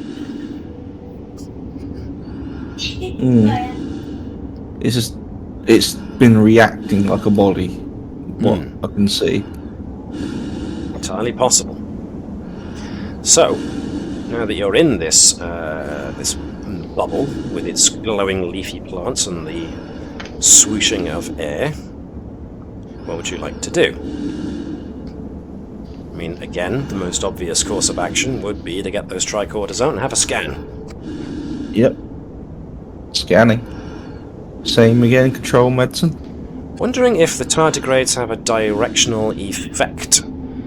If they would be associated with the brain bubble. Interesting. Scanning environment and organisms. So, once again, this can be individual scans or everybody looking at the same time. It's entirely up to you. Make this difficulty 1. The drill. We know the drill, or rather the trill. Because the thing makes a trilling sound. Okay. Nah, the trill's on the ship. Touché! Alright, because those are all individuals. There's 2 there, there's 1 extra there, so yeah, we get extra momentum back there. Alrighty. Scanning this bubble with the tricorder, you realise that the jet of air is also carrying pollen from the plant-like organisms on one side of this bubble to plants on the other side, thus pollinating plants on the far side. The bubble appears to be working to ensure the successful reproduction of the mycelial plants. The air jet is strong enough in places that it's enough to throw you across the room if you get 2 points of the jet's point of origin. So you might want to be careful about that. Luckily, though, most of the plant life in this particular bubble is made up of soft, fleshy material, as well as leafy-like protrusions. So even if you did get hurled by the air jet, you should have a soft landing. But once again, there's no evidence of tardigrades.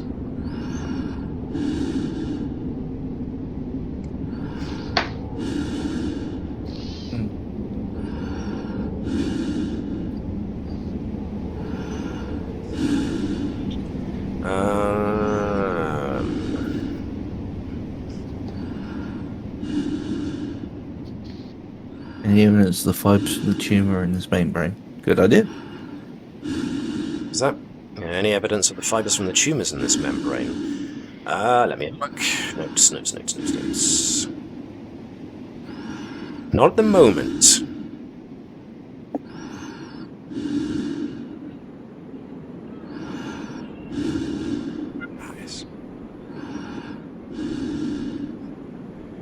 Alright.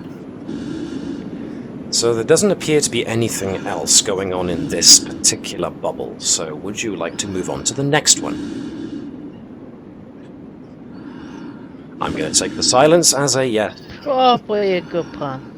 Yeah, it seems like a good idea. Okay, let's see, where will you land? Come on, 100%? There we go. Where should I put you? Let's go by here, this ridge. I got two of you. No, I do have more of you, just clustered under each other, so... Yeah. Where's the doctor gone? There he is.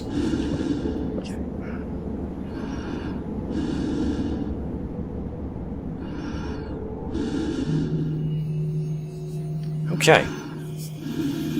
This bubble teems with mycelial life of all sizes and colours. If you allow your air filters to allow some through, just to get a sense of the feel of the air of the place, the air does smell faintly of floral fragrance, which appears to be coming from a patch of giant plant-like organisms which appear to resemble large, in fact enormous, rainbow-coloured flowers. I was not able to duplicate the rainbow colour of the flowers, but all of the vegetation in here would match those. Squirming on the ground at the base of these flowers are dozens of large fuzzy insects, which is what all the little darting shapes are on the map.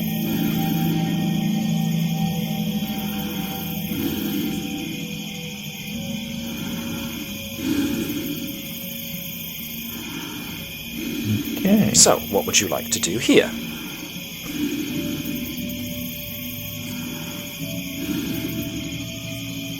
Environment scan to start with. I like how we just rushed right in to zoom in on Bertram. Environment scan to start with. Need to be aware of dangers before rushing in. This is the Bertram episode. Pretty much is. The only thing that will make it 5 seconds was moss. Which was why, even though Gareth said he wasn't feeling well, I wanted to try and steer him in the way of at least trying to take part, even in a diminished basis, so... this one was definitely, yes, science and medicine are having a good time tonight. So let's see, anything, you were looking for things that might be... alright.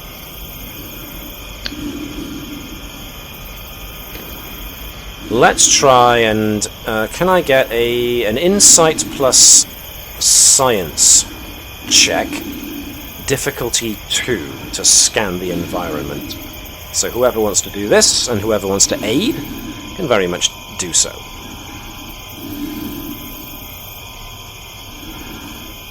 So, like I said, difficulty 2, insight and science.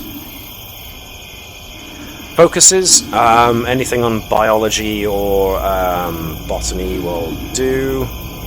The two little ones, Eric and Cursed, can use their sensors because they're using their tricorders essentially as focuses.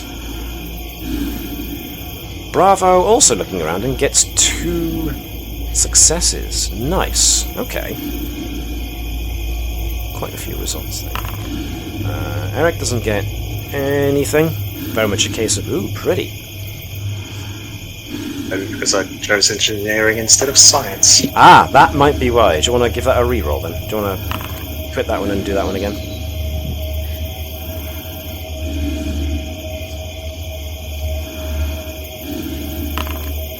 Three successes, so Eric is definitely on the ball, as is Bertram. Alright. Having a look around, using the tricorders and collating all the data that you're putting together, The insects that are around here appear to be sick. In fact, the sickness seems to stem from them having ingested some kind of toxic substance. The results of all of those scans, particularly the ones by Jenny, Eric, and Dr. Bertram, suggest that the source of the toxicity is the rainbow-coloured flowers, but the flowers appear to have been infected or infested with a non-mycelial parasite, which has caused their nectar to become toxic to the creatures, to the little insects.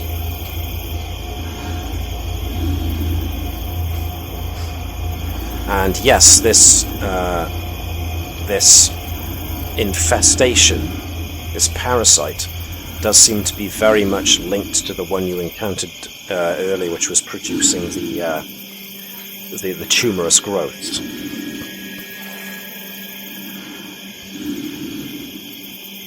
Doctor, can we relate some kind of pathogen that might target this infection?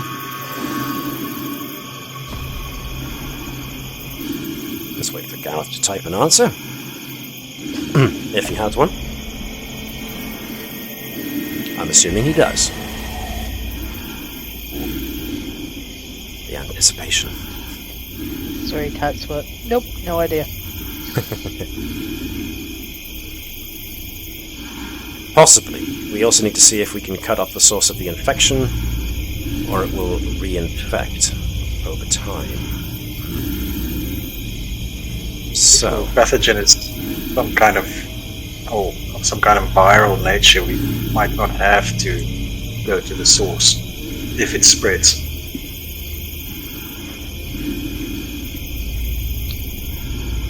what you can give me is a... let me see. I'm actually going to ask for Nova to give me an insight and command check, please. Actually, Bravo can give me this too, because they're the empath and the telepath.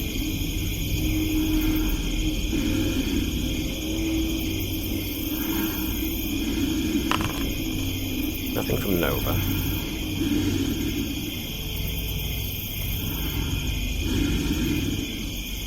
Use momentum. Or don't, and comes up with one success. Your conscience. So.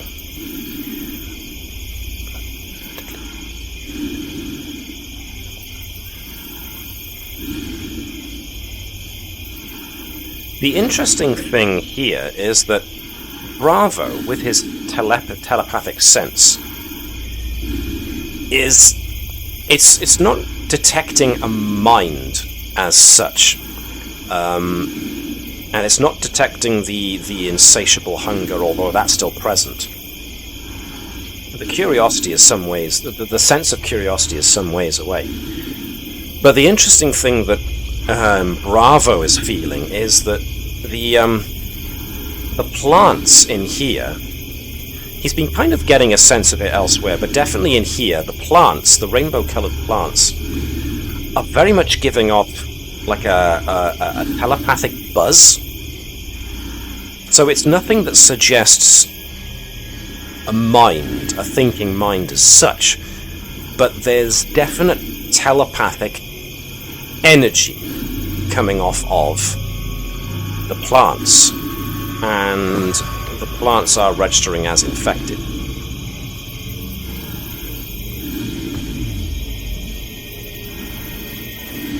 So I will, let me see, what was the general consensus here? Cutting off the source of the infection, yes, the source of the infection at the moment is not obvious. It's certainly not originating from in here.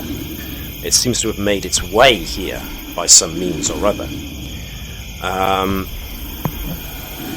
Helping out the insect in here for the moment could be a simple case of synthesizing the proper nutrients for the insect and using your hyperspray to give the insects a boost of their needed nutrients. So it'll help them in the short term. As to what you could do to try and fix the infection in here, there's nothing much that suggests itself at the moment, except for the fact that you don't think you're in the source of the infection at the moment. This is just another branch of the mycelial construct that's been infested. So, if you want to try and synthesize nutrients, I'm going to want a control and medicine task. This will be difficulty 0. Obviously, Bertram could use some help on this because there's lots of bugs to assist. So, more hands makes for lighter work.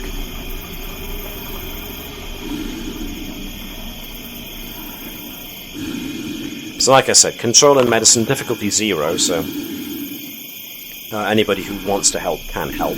So we can have 3 more helpers, each contributing a dice each. Go on, then. Then Ensign Eric contribute by doing a daring and science to capture samples, field samples. Sorry, was that... What samples? Insect samples. Insect samples, so you want to actually capture an insect? Yeah. Oh, okay. To take back to the ship? Well, no, just to help the doctor, maybe. Oh, right, okay. So that's fine, yeah. Give me the daring check, and that could be very much Jenny running around snagging insects and bringing them back to the dock, and the others to then inject with nutrients. Should be hilarious to watch. So by all means, give us a roll. Oh. Yeah. Well, no, it was a difficulty 0 anyway, so you got it. What I was looking for was whether or not you rolled any complications, which you didn't. So that's all good.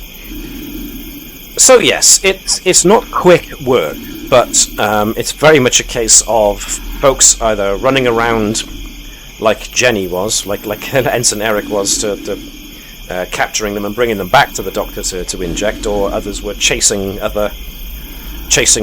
bugs around with a hyperspray. But eventually you managed to inject all of them. With each insect that you successfully give the nutrients to, they stop buzzing around, or rather rolling around on the ground, all sick-like. They just kind of stop where they're at and start to buzz their wings a little bit.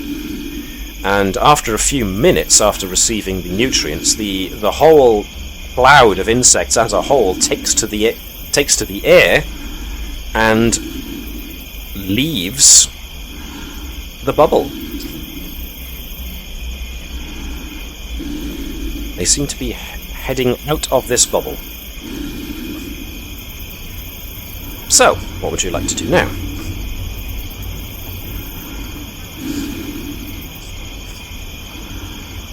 Do we follow and see where they go? Well, that's a very valid question. I was just saying, didn't realize I was muted. Yeah. So that's 2 for do we follow and see where they go? What does everyone else think? Yes. Alright. That seems to be a majority. Yeah, I'm fine with the group decision. Groovy. Curiosity killed the cat and all that. Satisfaction brought it back. Well, either they're leaving because they know they're going to get overrun, which means we should also leave, or we're going to a Different parts of the body. more interesting place to report back what happened, which means we should follow them anyway. Yep, sounds good. Whoop, you got spaced out pretty Win-win. badly here. Let me bring you all back together. Alright. Where are we? This one. Whoops, it is. Wrong window. Right. Do-do.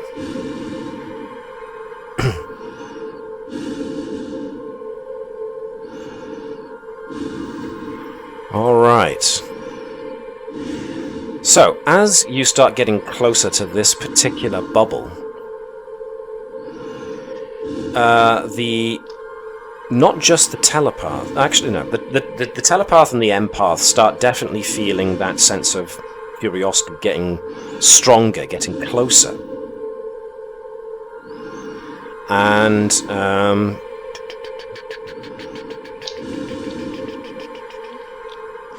as you start drawing closer to where you see the bugs are escaping into one particular branch, one particular bubble,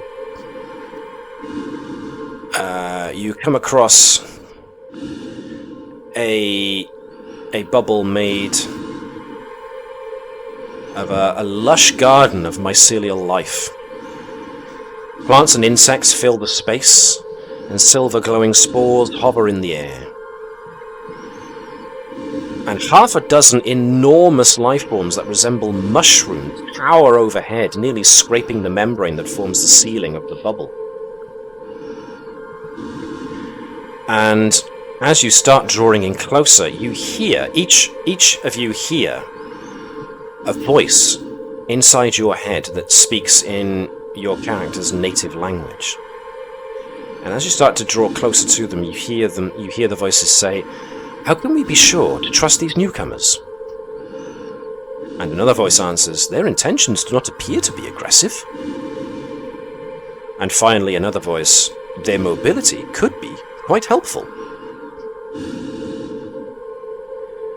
And as you start to draw closer, you're certain that these mushrooms are the source of the telepathic messages, and therefore indicate that they are intelligent.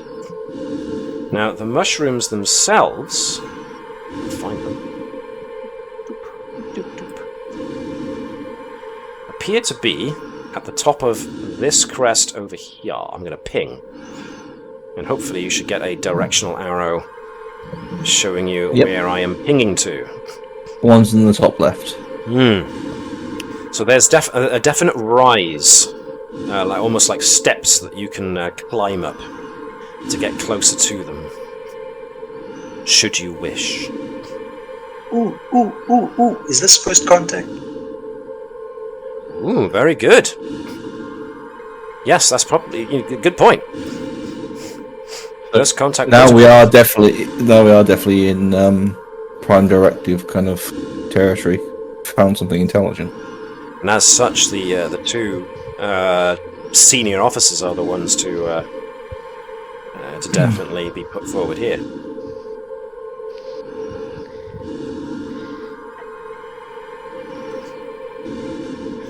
So,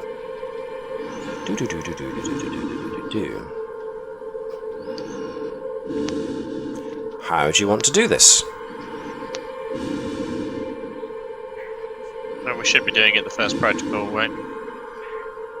If something is actively something of higher level intelligence is is asking questions, etc.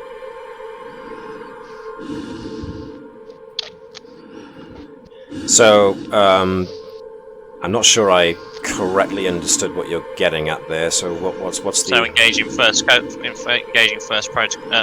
contact protocol. So you're going to go up and talk to them?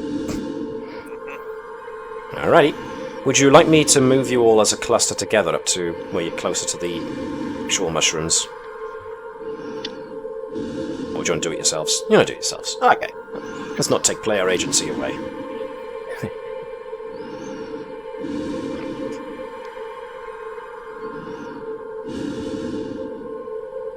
I'm assuming the rest can still move. You're assuming what, sorry? Never mind, I think it's my connection. Yeah, Bravo's taking a good degree of point, putting himself between the new aliens and the rest of the crew. Or the I'm team. presuming the wooden planks aren't there. No. As you can probably tell, I got this as a map from another place.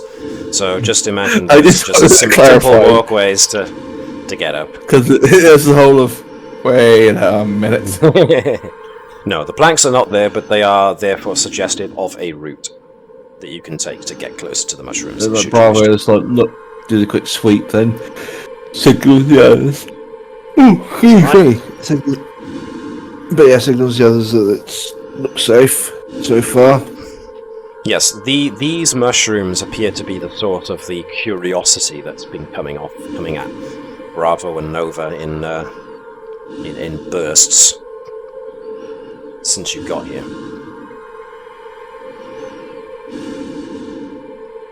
So, the voices in your head greet you,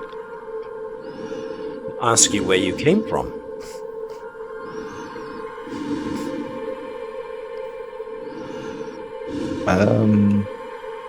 Look to Commander, possibly Nova. Is Andrews answering as the commander? Asks Bertram. He would be, yes. Would explain that we have come from a region of space that is that is linked but not on the same plane of existence as this realm. You get the telepathic impression back that they understand. And they send you an impression which suggests asking permission. There's a very definite sense of if you will let us, we will show you something or some things. I'll ask Nova or Bravo whether they are getting any feelings of hostility or ill intent from the suggestion. Being as close as you guys are to these mushrooms, neither Bravo nor Nova are getting any sense of hostility from the mushrooms whatsoever. In fact, as soon as you started approaching, they started generating an emotion that you could approximate as hope.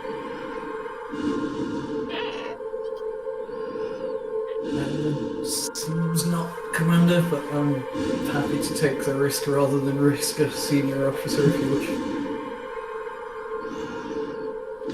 So what would you like to do? Have just one crew member open up to the experience, or have you all? I think just some. Bravo and Nova would be the most in tune with telepathy. So, what does everyone else think? Sound reasonable? Give it a go. Okay. Ensign Kirst has gone dibs, not it. I'm willing to be open up in case there's biological translation to be done. That's a good point. Bertram does have a lot of knowledge that he could potentially help with. If you're 3 do 3 don't. Yeah, if several are willing to do so, then do. Yep. All right then. So we're assuming Nova, Bertram, Bravo, and then we'll keep Jenny. Jenny wouldn't take the medical tricorder if she's probably the best person after Bertram to be medic. Okay. Cool. Andrew's definitely security, which leaves Kirst to second Nova. Okay. The mushrooms project a series of telepathic images into the minds of those who open themselves up.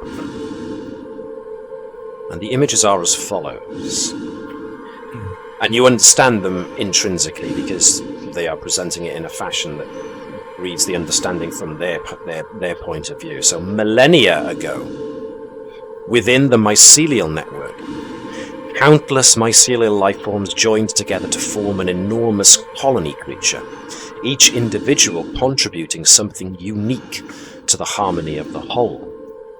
This colony creature grew into a living ecosystem, eventually taking on the appearance of the enormous mycelial construct.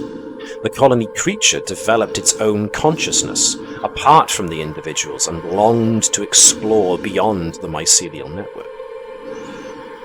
Countless centuries passed as the colony creature grew and learned.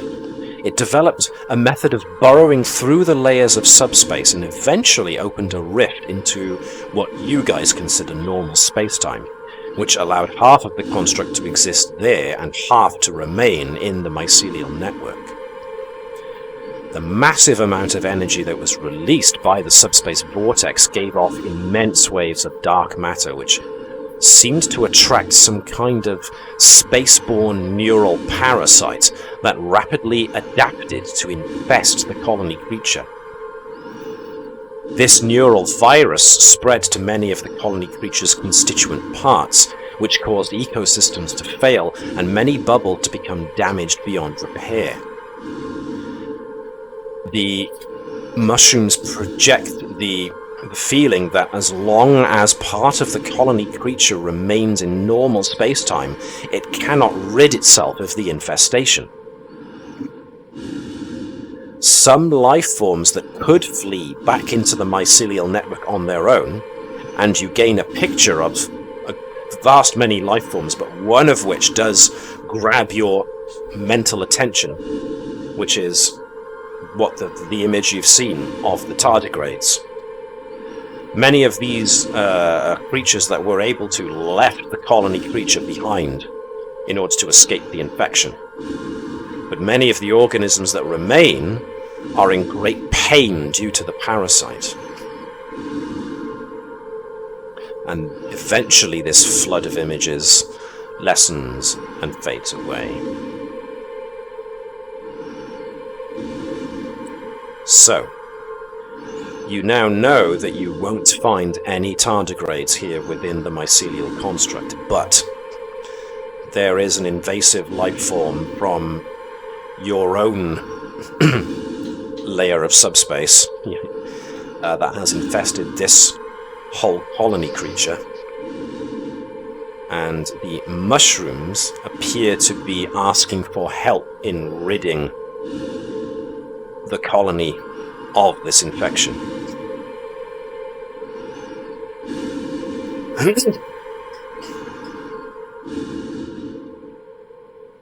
I guess start relaying this back to the three that weren't connected. So this essentially means that your mission objective to find the tardigrades cannot be now accomplished.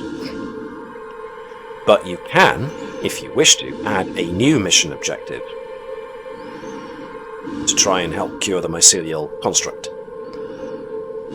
We have had a sentient life form request aid. It's natural. Yes. However, it would go against the very nature of the Federation because it's violating the Prime Directive because you're interfering with a natural ecology. Is it natural? It's a natural thing that has happened from them transferring into our realm. Seems more like they're being attacked. Yeah, they're being attacked, but at the same time it's interfering with the natural environment. I would say that we still do it, but it's a grey area on the Prime Directive. Commander, So, yeah, go on. do we know these things don't know about warp travel? If it's an advanced civilization equivalent of a post-warp civilization due to their understanding of dimensional theory. Interesting take on it. Okay. If that's the case, Doctor, I might just be quoting Academy stuff at you here, but does the Prime Directive apply? They've directly asked us to help them, that's a good point. Yeah. Also, So, yeah. couldn't this be viewed as a single organism who's got an infection, so somebody who's sick? I didn't say that we weren't going to. I'm just saying that it's a little bit of a interesting area within the Federation. Yeah, within so the Prime Directive. The so Prime I think Directive is actually one of the biggest stopping points of the Federation. But I think if I read your intention properly, Webby, and do feel free to correct me if that's not the case, what Andrew's essentially doing here is just bringing up the fact that later on, you guys might have to justify, yourselves in a report. If the Starfleet or the Federation comes back and starts tapping the section that says, thou shalt not interfere. This is quite a under wraps thing, though, isn't it? So that's a good point. They're getting to regular command would be out with the admiral ousting himself. All the admiral is asked to do is research into classified information. It doesn't have to be revealed of what happened, or what he was asking for us to do. Okay. Now, the mushrooms issue another telepathic message to you all. It's more of a request. They ask you to render aid by travelling to the midpoint of the construct, where the subspace vortex that keeps the colony creature in normal space is generated. If you can cause the vortex to collapse, it'll pull the colony creature back into the mycelial network, where it should be able to heal itself and rid itself of the parasite. Now, the mushrooms themselves say they can't do this because, they give the impression telepathically that they can't do this because they're immobile. However, they say that they might be able to help you because their unique, for lack of a better word, brains produce an enzyme that might allow you to create synthesize an inhibitor that would allow you to withstand those subspace distortions that your EV suits warned you about when you got too close to the midpoint. The enzyme these mushrooms secrete should allow you to get through that distortion without suffering the neurological damage. The mushrooms reckon that it might also grant you immunity to the neural parasite, because it appears to feed on telepathic creatures. Oh. That's going to be a problem for potentially two of us. Hence why they offer the immunity that their neural enzyme creates.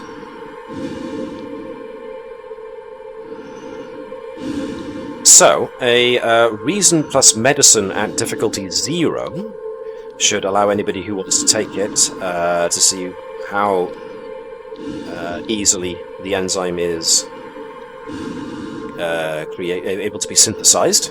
So anybody who wants to take it. As far as focuses go, I don't think it matters. He's way ahead of me.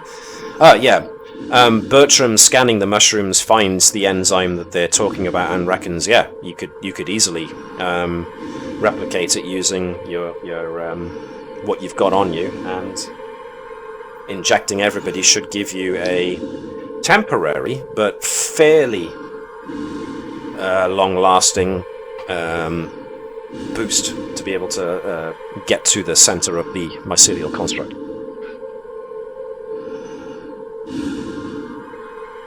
Advise the team. Okay then. So, with this in mind, are you going to do what the mushrooms ask? I think the commander's already stated their opinion. Bertram's strongly for this, so we opt to destroy an infection. Mm-hmm. Alright. The mushrooms give you the mental impression of what to look for. They say there should be a node within the center of the construct that you will need to basically destroy in order to take away the mycelial construct's ability to exist in our subspace realm. So that's what you're going to need to do. So let's go. Doobity.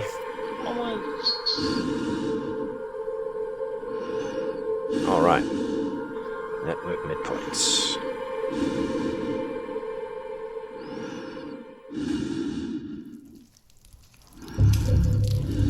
You find yourself in a circular chamber. Or you would do if I activated that. Dominated by an enormous tree-like mushroom that rises from the center of the room and fills the space with neon blue energy. The giant mushroom vibrates so intensely that it generates a constant humming sound that reminds you of the thrum of a warp core. Dark slime coats the walls and floor, giving off a sickly sweet odor and causing your feet to slip on the ground beneath you. Using your tricorders to scan the mushroom reveals that it generates subspace distortions that keep open the vortex connecting normal spacetime with the mycelial network. This is what anchors the colony creature in place, with half of its mass remaining in the mycelial network and the other half protruding into normal spacetime. So, you have 3 tasks that you need to accomplish in order to shut down the subspace vortex, which will then force the colony creature back into the mycelial network, almost like a rubber band snapping back after it's been stretched. The first task you will need to complete in order to determine which bit to go for. So, a difficulty 2 insight and science check is going to be needed to determine which bit you need to go for. Bravo can assist with anybody who wants to can assist. There are no. Are there any focuses? Not stellar phenomena. Although sensors from both Kurt and Eric might help. Nova. Inner workings might help this. Nothing really for Bravo. Andrews. Nothing there much suggests itself either. Bertram. This might also cross over onto biotechnology. So, remembering that, you can only have a maximum of 5 dice in total, so whoever wants to be primary can roll 2, and then you can have up to 3 others assisting with 1 each. However you want to do it. But this is a difficulty 2 insight and science, so whoever wants to go for it, go for it.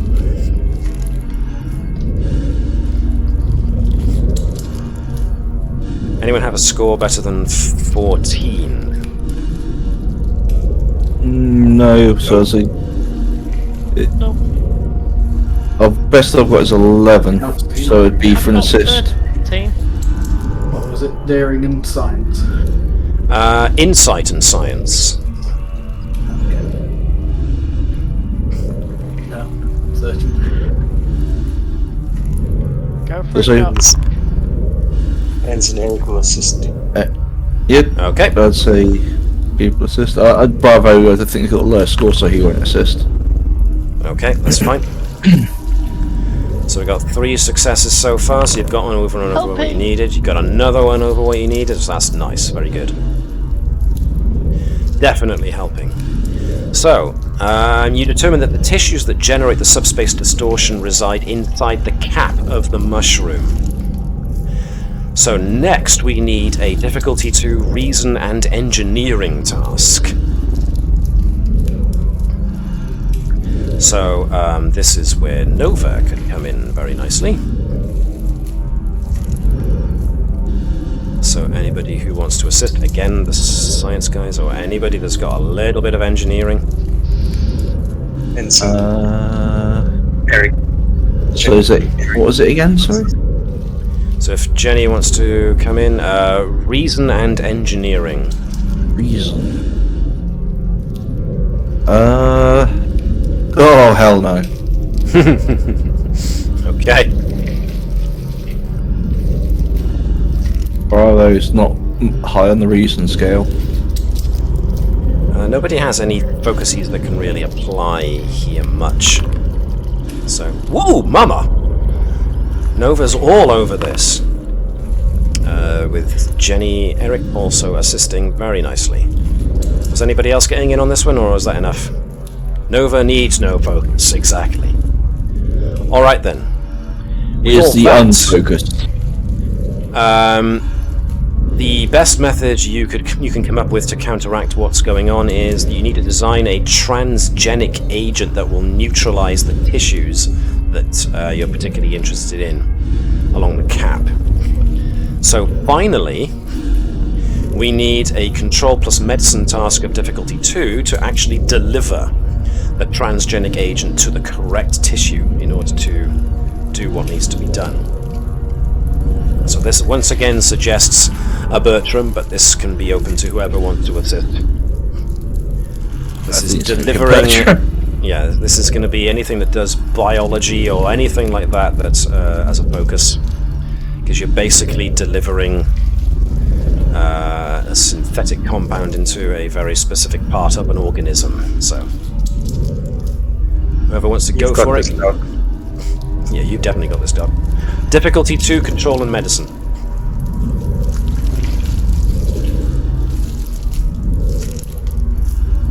Oh, it's very squelchy, this sound.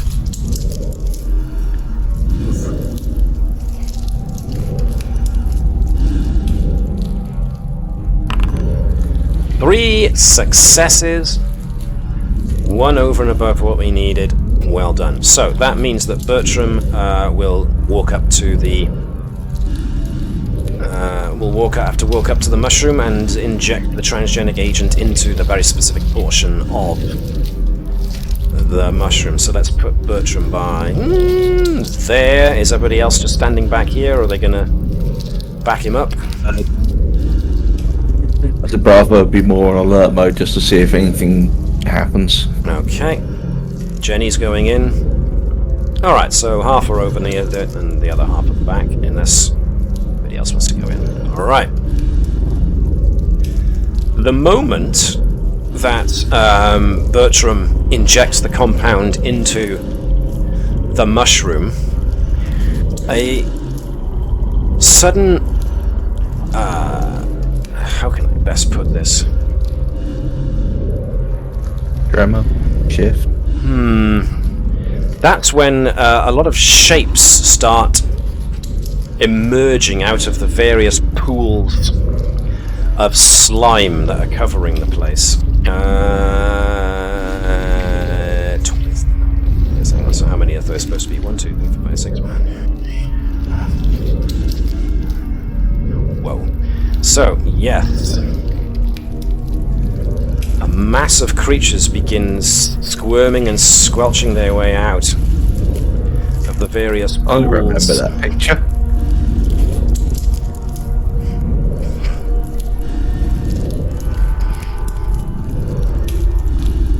Commander, should we shoot them? So, a lot of these creatures resemble just massive versions of single cell, basically amoebas, kind of single cell life forms, but they do look intent on seeing you off. Am I getting a strong feeling of aggression? Yes. In fact, the insatiable hunger has now changed tack to go from hunger to not panic exactly, but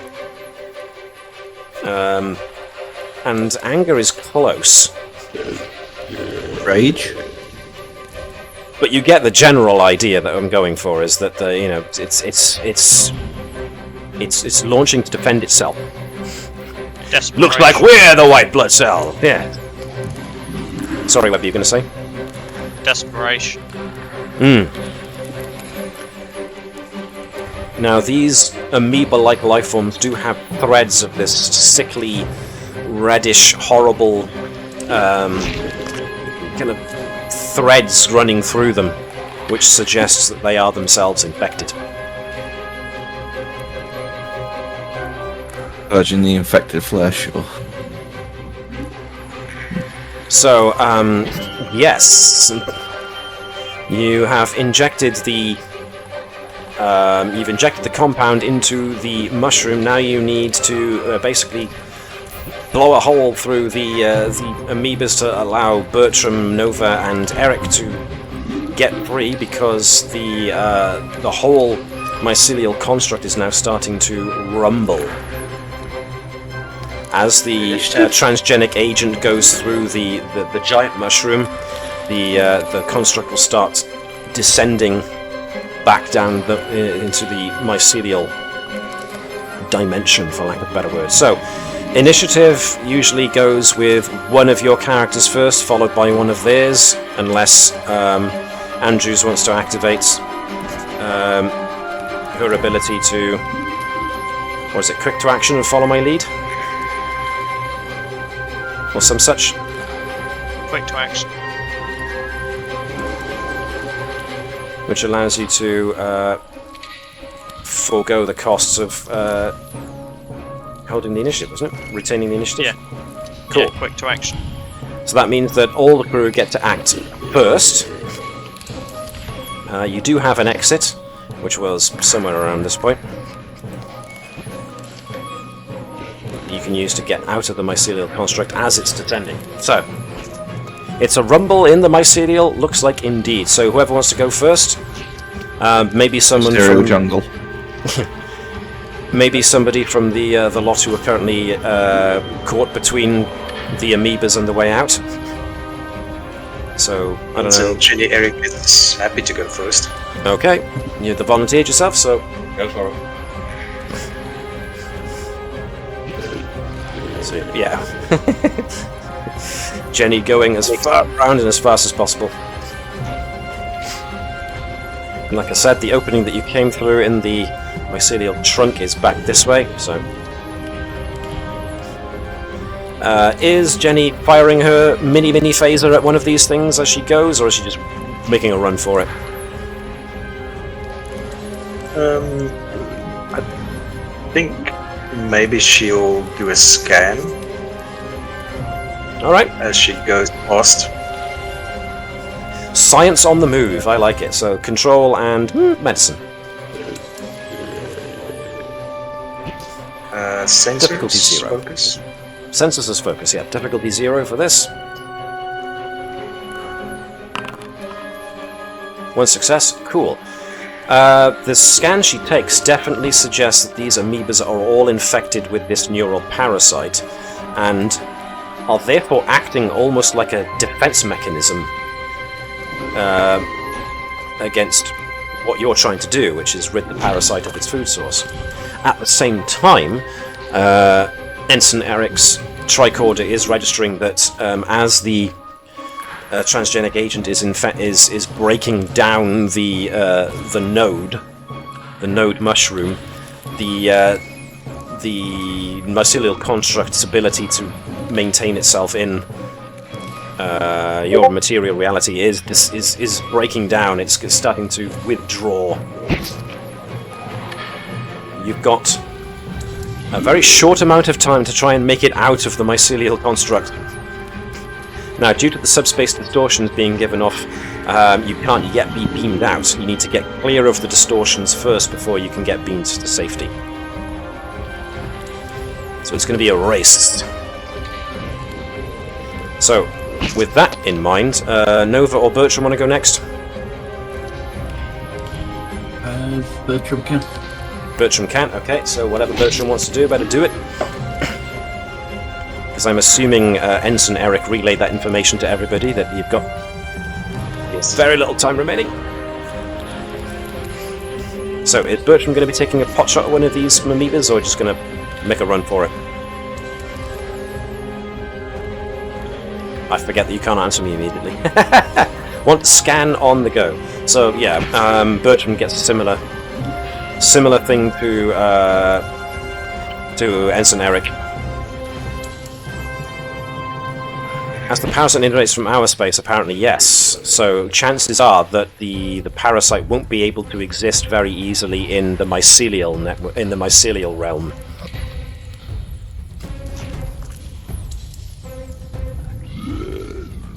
In case we want to get as much info in case we encounter or need to look for it again later. Okay, fair enough. So that leads us to Nova. What's Nova doing?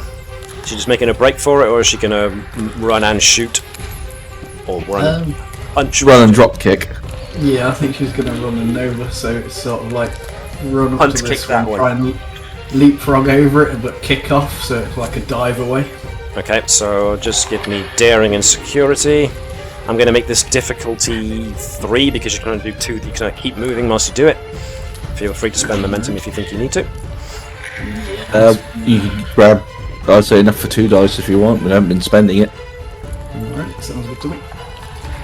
Is that 3, isn't it? Yep. Pay 2 please.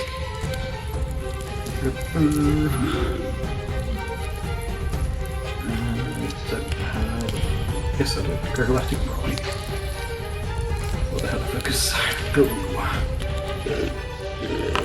And 2 successes, 1 less than what you needed to get it. Dang. So essentially what happens is Nova goes for a running punt, but the ground is slick with slime. So thankfully Nova does manage to skid past, but the attempt at making contact with the Meeboy's creature was... you were off target because you slipped.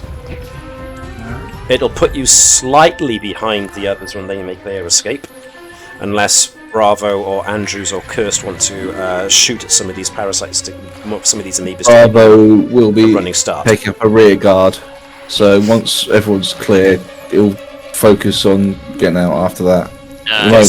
He'll be told to take the front. Andrews will take the rear. Okay. Okay, in which case Bravo just runs off into the construct. Which leaves us with Andrews and Cursed. So is Cursed just making a break for it, or is she going to pop off a shot first?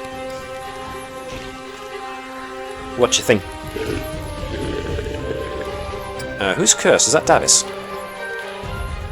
Yeah, Cursed is gonna pop off a shot as she legs it. Okay. So that's going to be daring plus security difficulty 2. With the phaser that she's got. Let's see.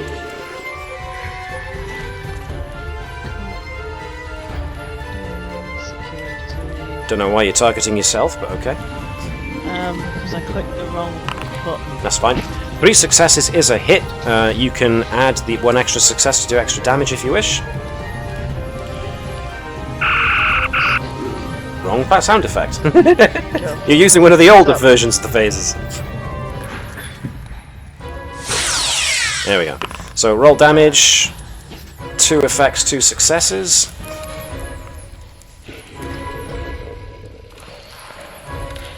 So that was a glancing blow. It's not old, it's classic. You didn't tune your phaser to do anything, so it did no other effect, but you did actually catch it. Curse can now make a run for it. Which leaves Andrews.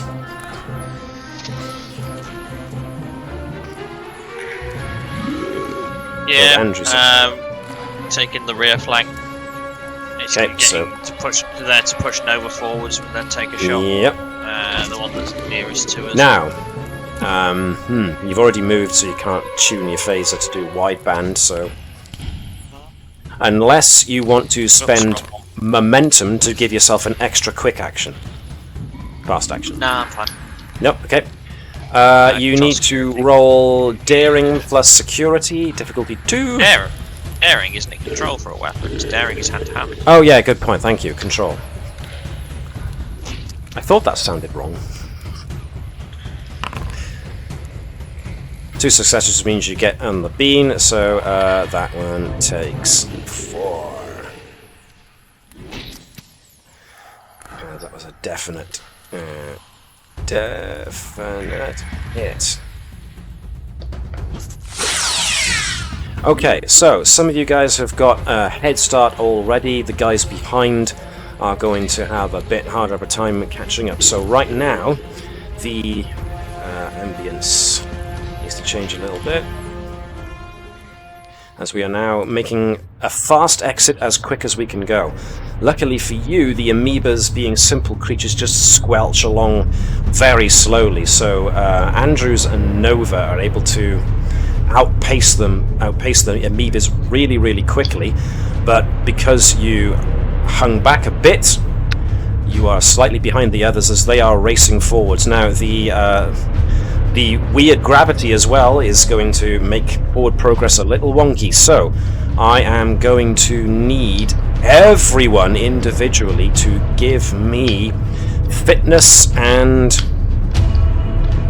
security, difficulty 1, to see how well you can make progress enough to escape. You've got limited time to do so.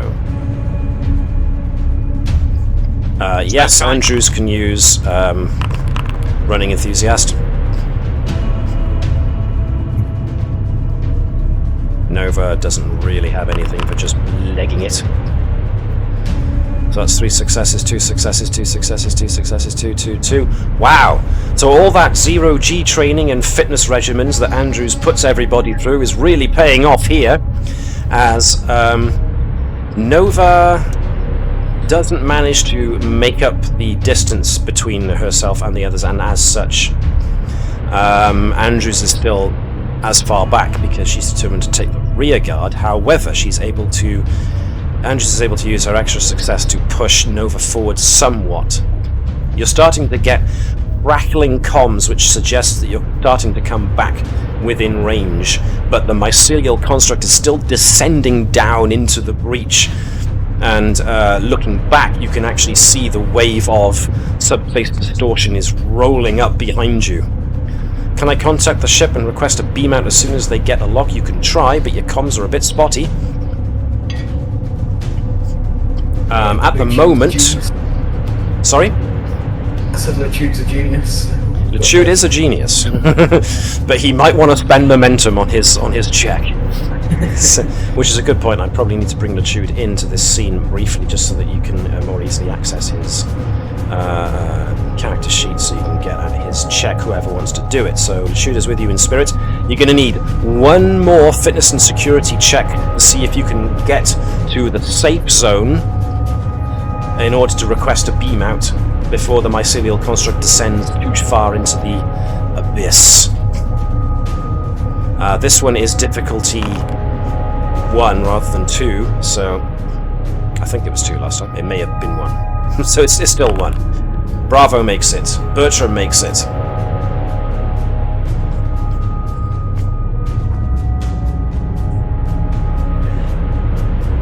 Who else makes it? Cursed makes it. Oh no! Oh no! Okay, so for both... got to roll. I will burn a determination at that point if we're starting to lag behind to to push Nova forwards. All right. Now, what happens here is that when Andrews and Nova get to a specific point, the gravity fluctuates, which it goes a bit 0G for a moment, which throws you off completely because you've been used to having gravity enough under your feet to be able to run along the construct. So yes, whoopsie daisy. But there's still the possibility you could be beamed out. So you're within you're within communication range, which means that Bertram and the others can request an emergency beam out. So it's now down to Lechude to do a control and engineering check with assistance from the Navis. The Navis grants, I think it's sensors and... let's go with sensors and security, because this is a very... So, who wants to be Lechude and take all the responsibility of getting everybody out? Good. Alright. Who wants to be the Navis? Who hasn't rolled much? I think everyone's had a go. Davis, you can be the Navis, because I like saying that.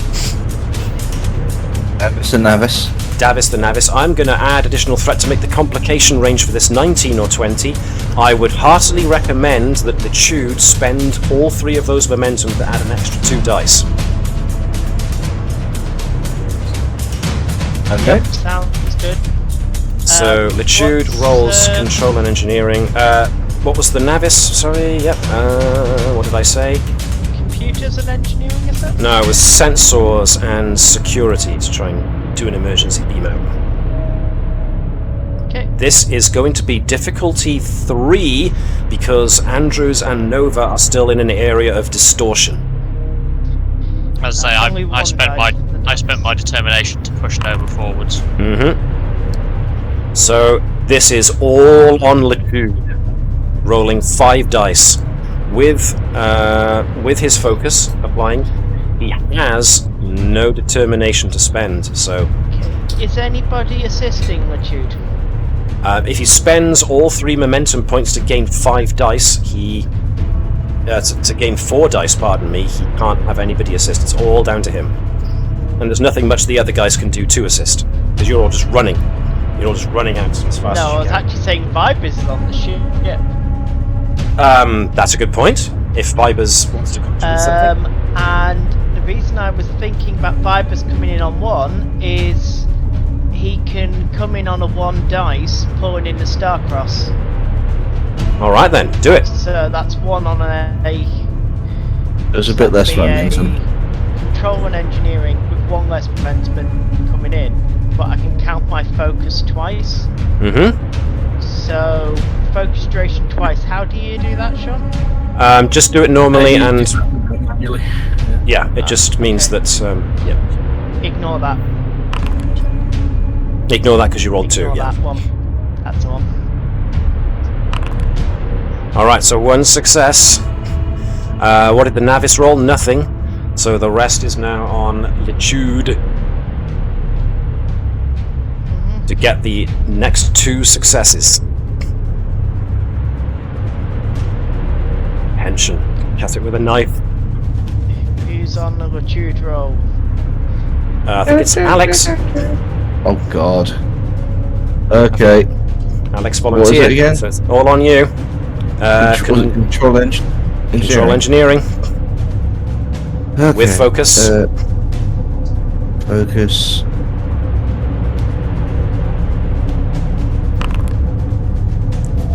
Oh no! I told you didn't want to roll the dice. Right. Go on. We're not using the compute. We're not using the Navis, are we? We are using the Navis because we use You can the re-roll. Navis to do it, and we can re-roll the Navis's dice because Vibers assisted. All right, then do it. Okay. No. Damn it.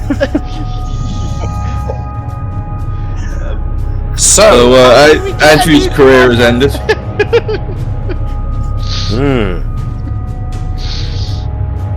with a last-ditch effort, Andrews shoves Nova forwards, and everyone else, bar Andrews, is transported back to the Navis. The mycelial construct rumbles as it descends into the breach until eventually it passes away and is seen no more. And then the breach itself fades away.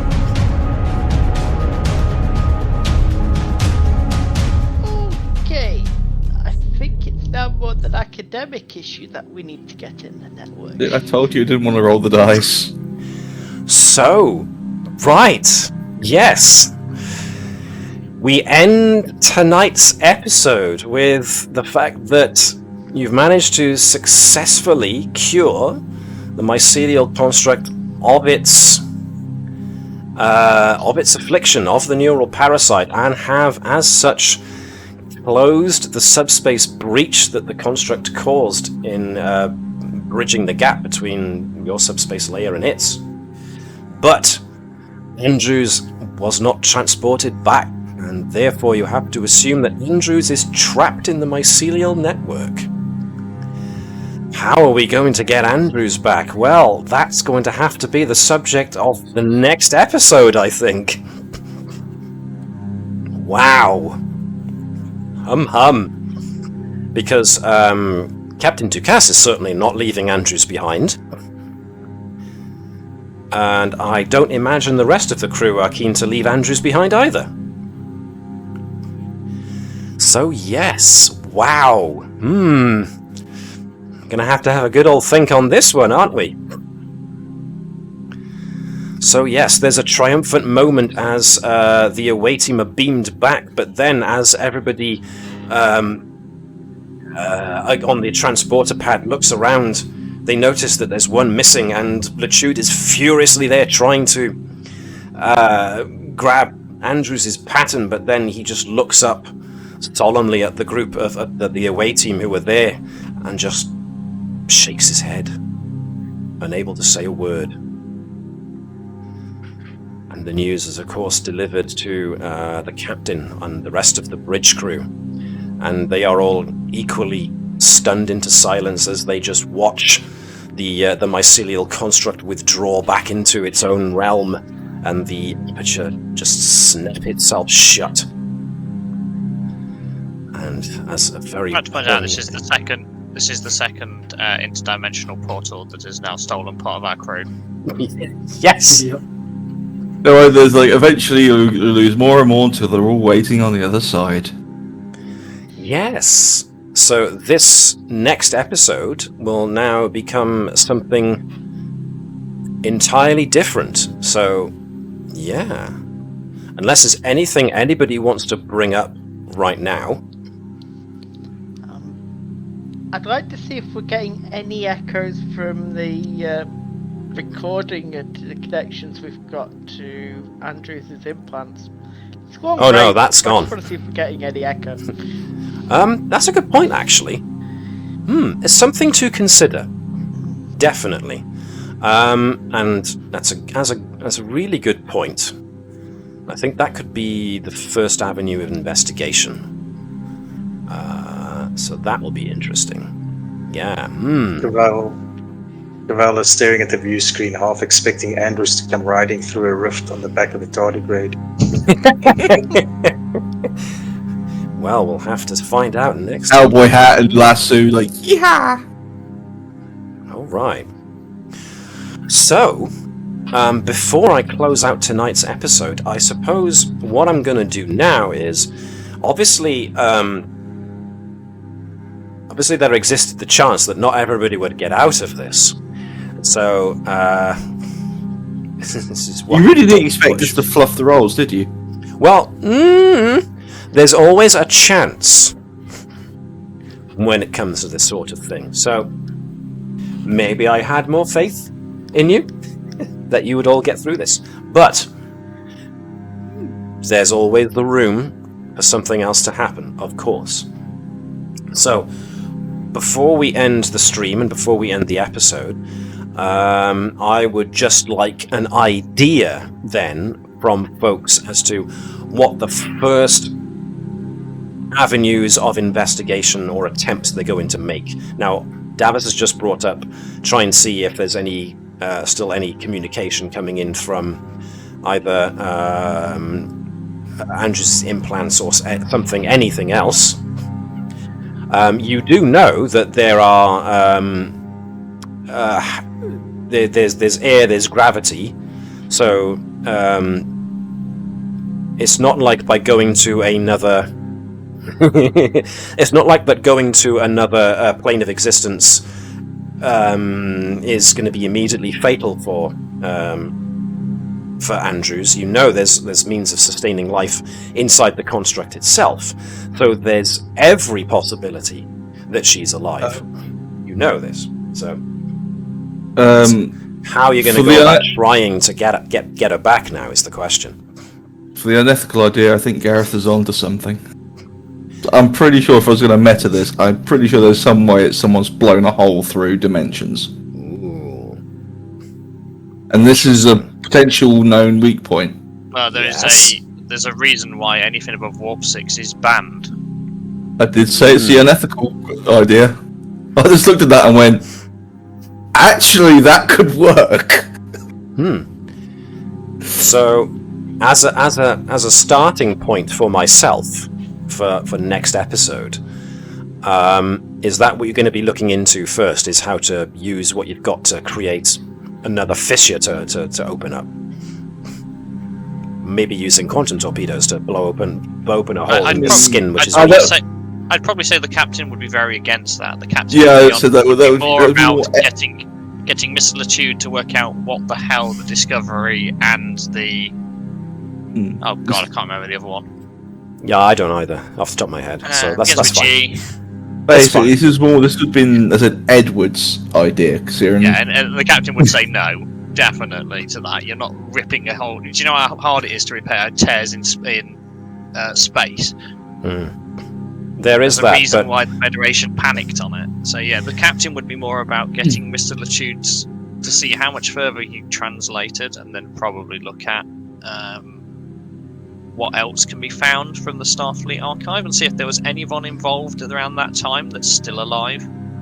Plus, let us not forget that you do have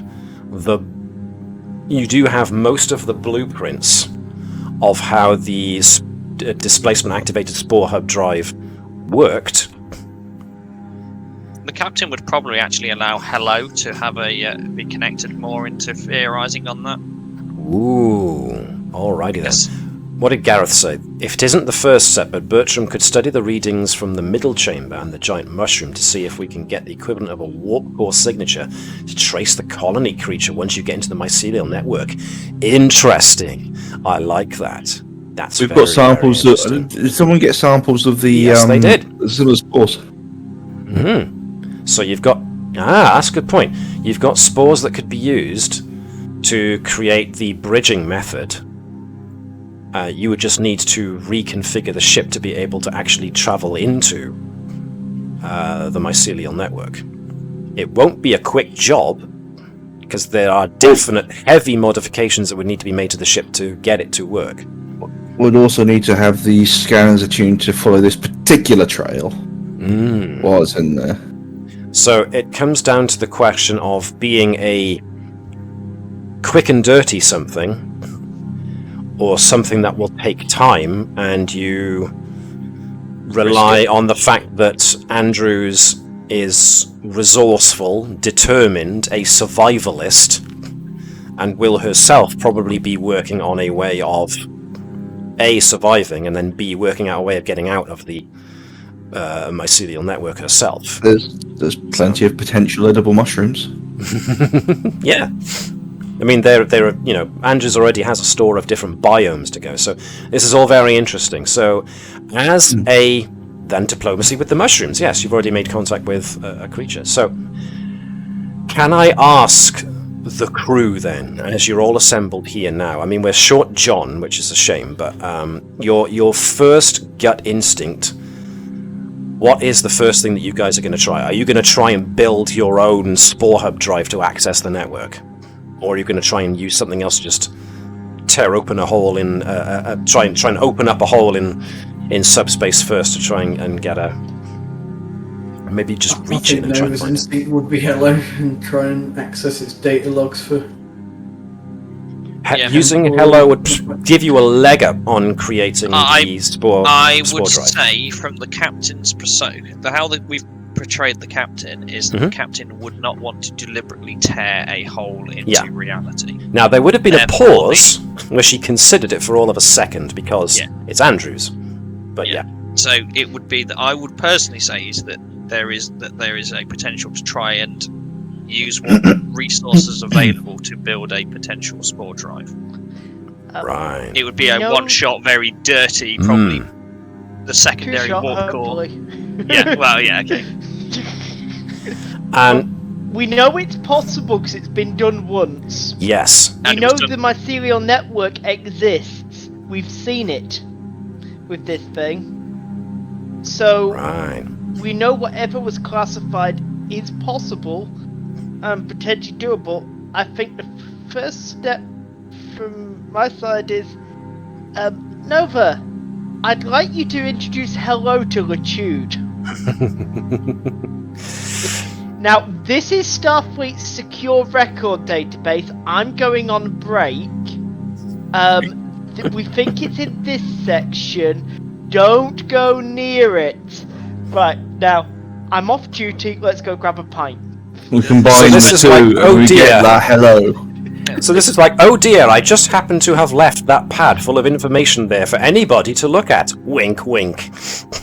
This is I where hope it's still there when I come back. Wink, wink. This is the first time that Nova actually directly follows orders to the letter.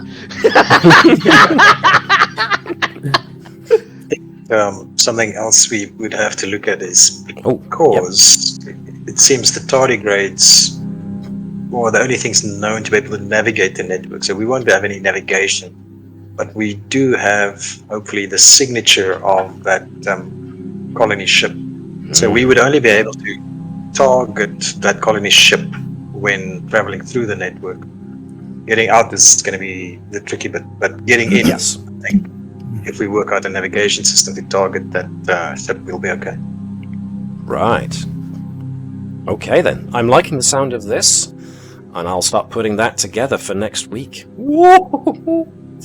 This will be very interesting. And I'm sorry to say, but it also justifies my looking in, my trying to get my head around how the, and I use the term very loosely, the science behind the displacement activated spore hub drive was supposed to work. So it gives me an actual excuse now to use that reading up I did. So this is going to be very interesting, and I'm looking forward to it immensely. So this is very cool. An impromptu episode that I was prepared that could have happened, but I didn't know what direction you guys would go in, so that's why I've put it out there for you to dictate what direction you're going to go in. So let's see what happens. Will the gang get their first officer back? We'll have to find out next week. Whoa, this will be interesting. This will be fun. So thank you everybody who's tuned in for tuning into the stream. And we will have to see what happens next week if they get their first officer back. In the meantime, live long and prosper, and we will see you next week. Bye.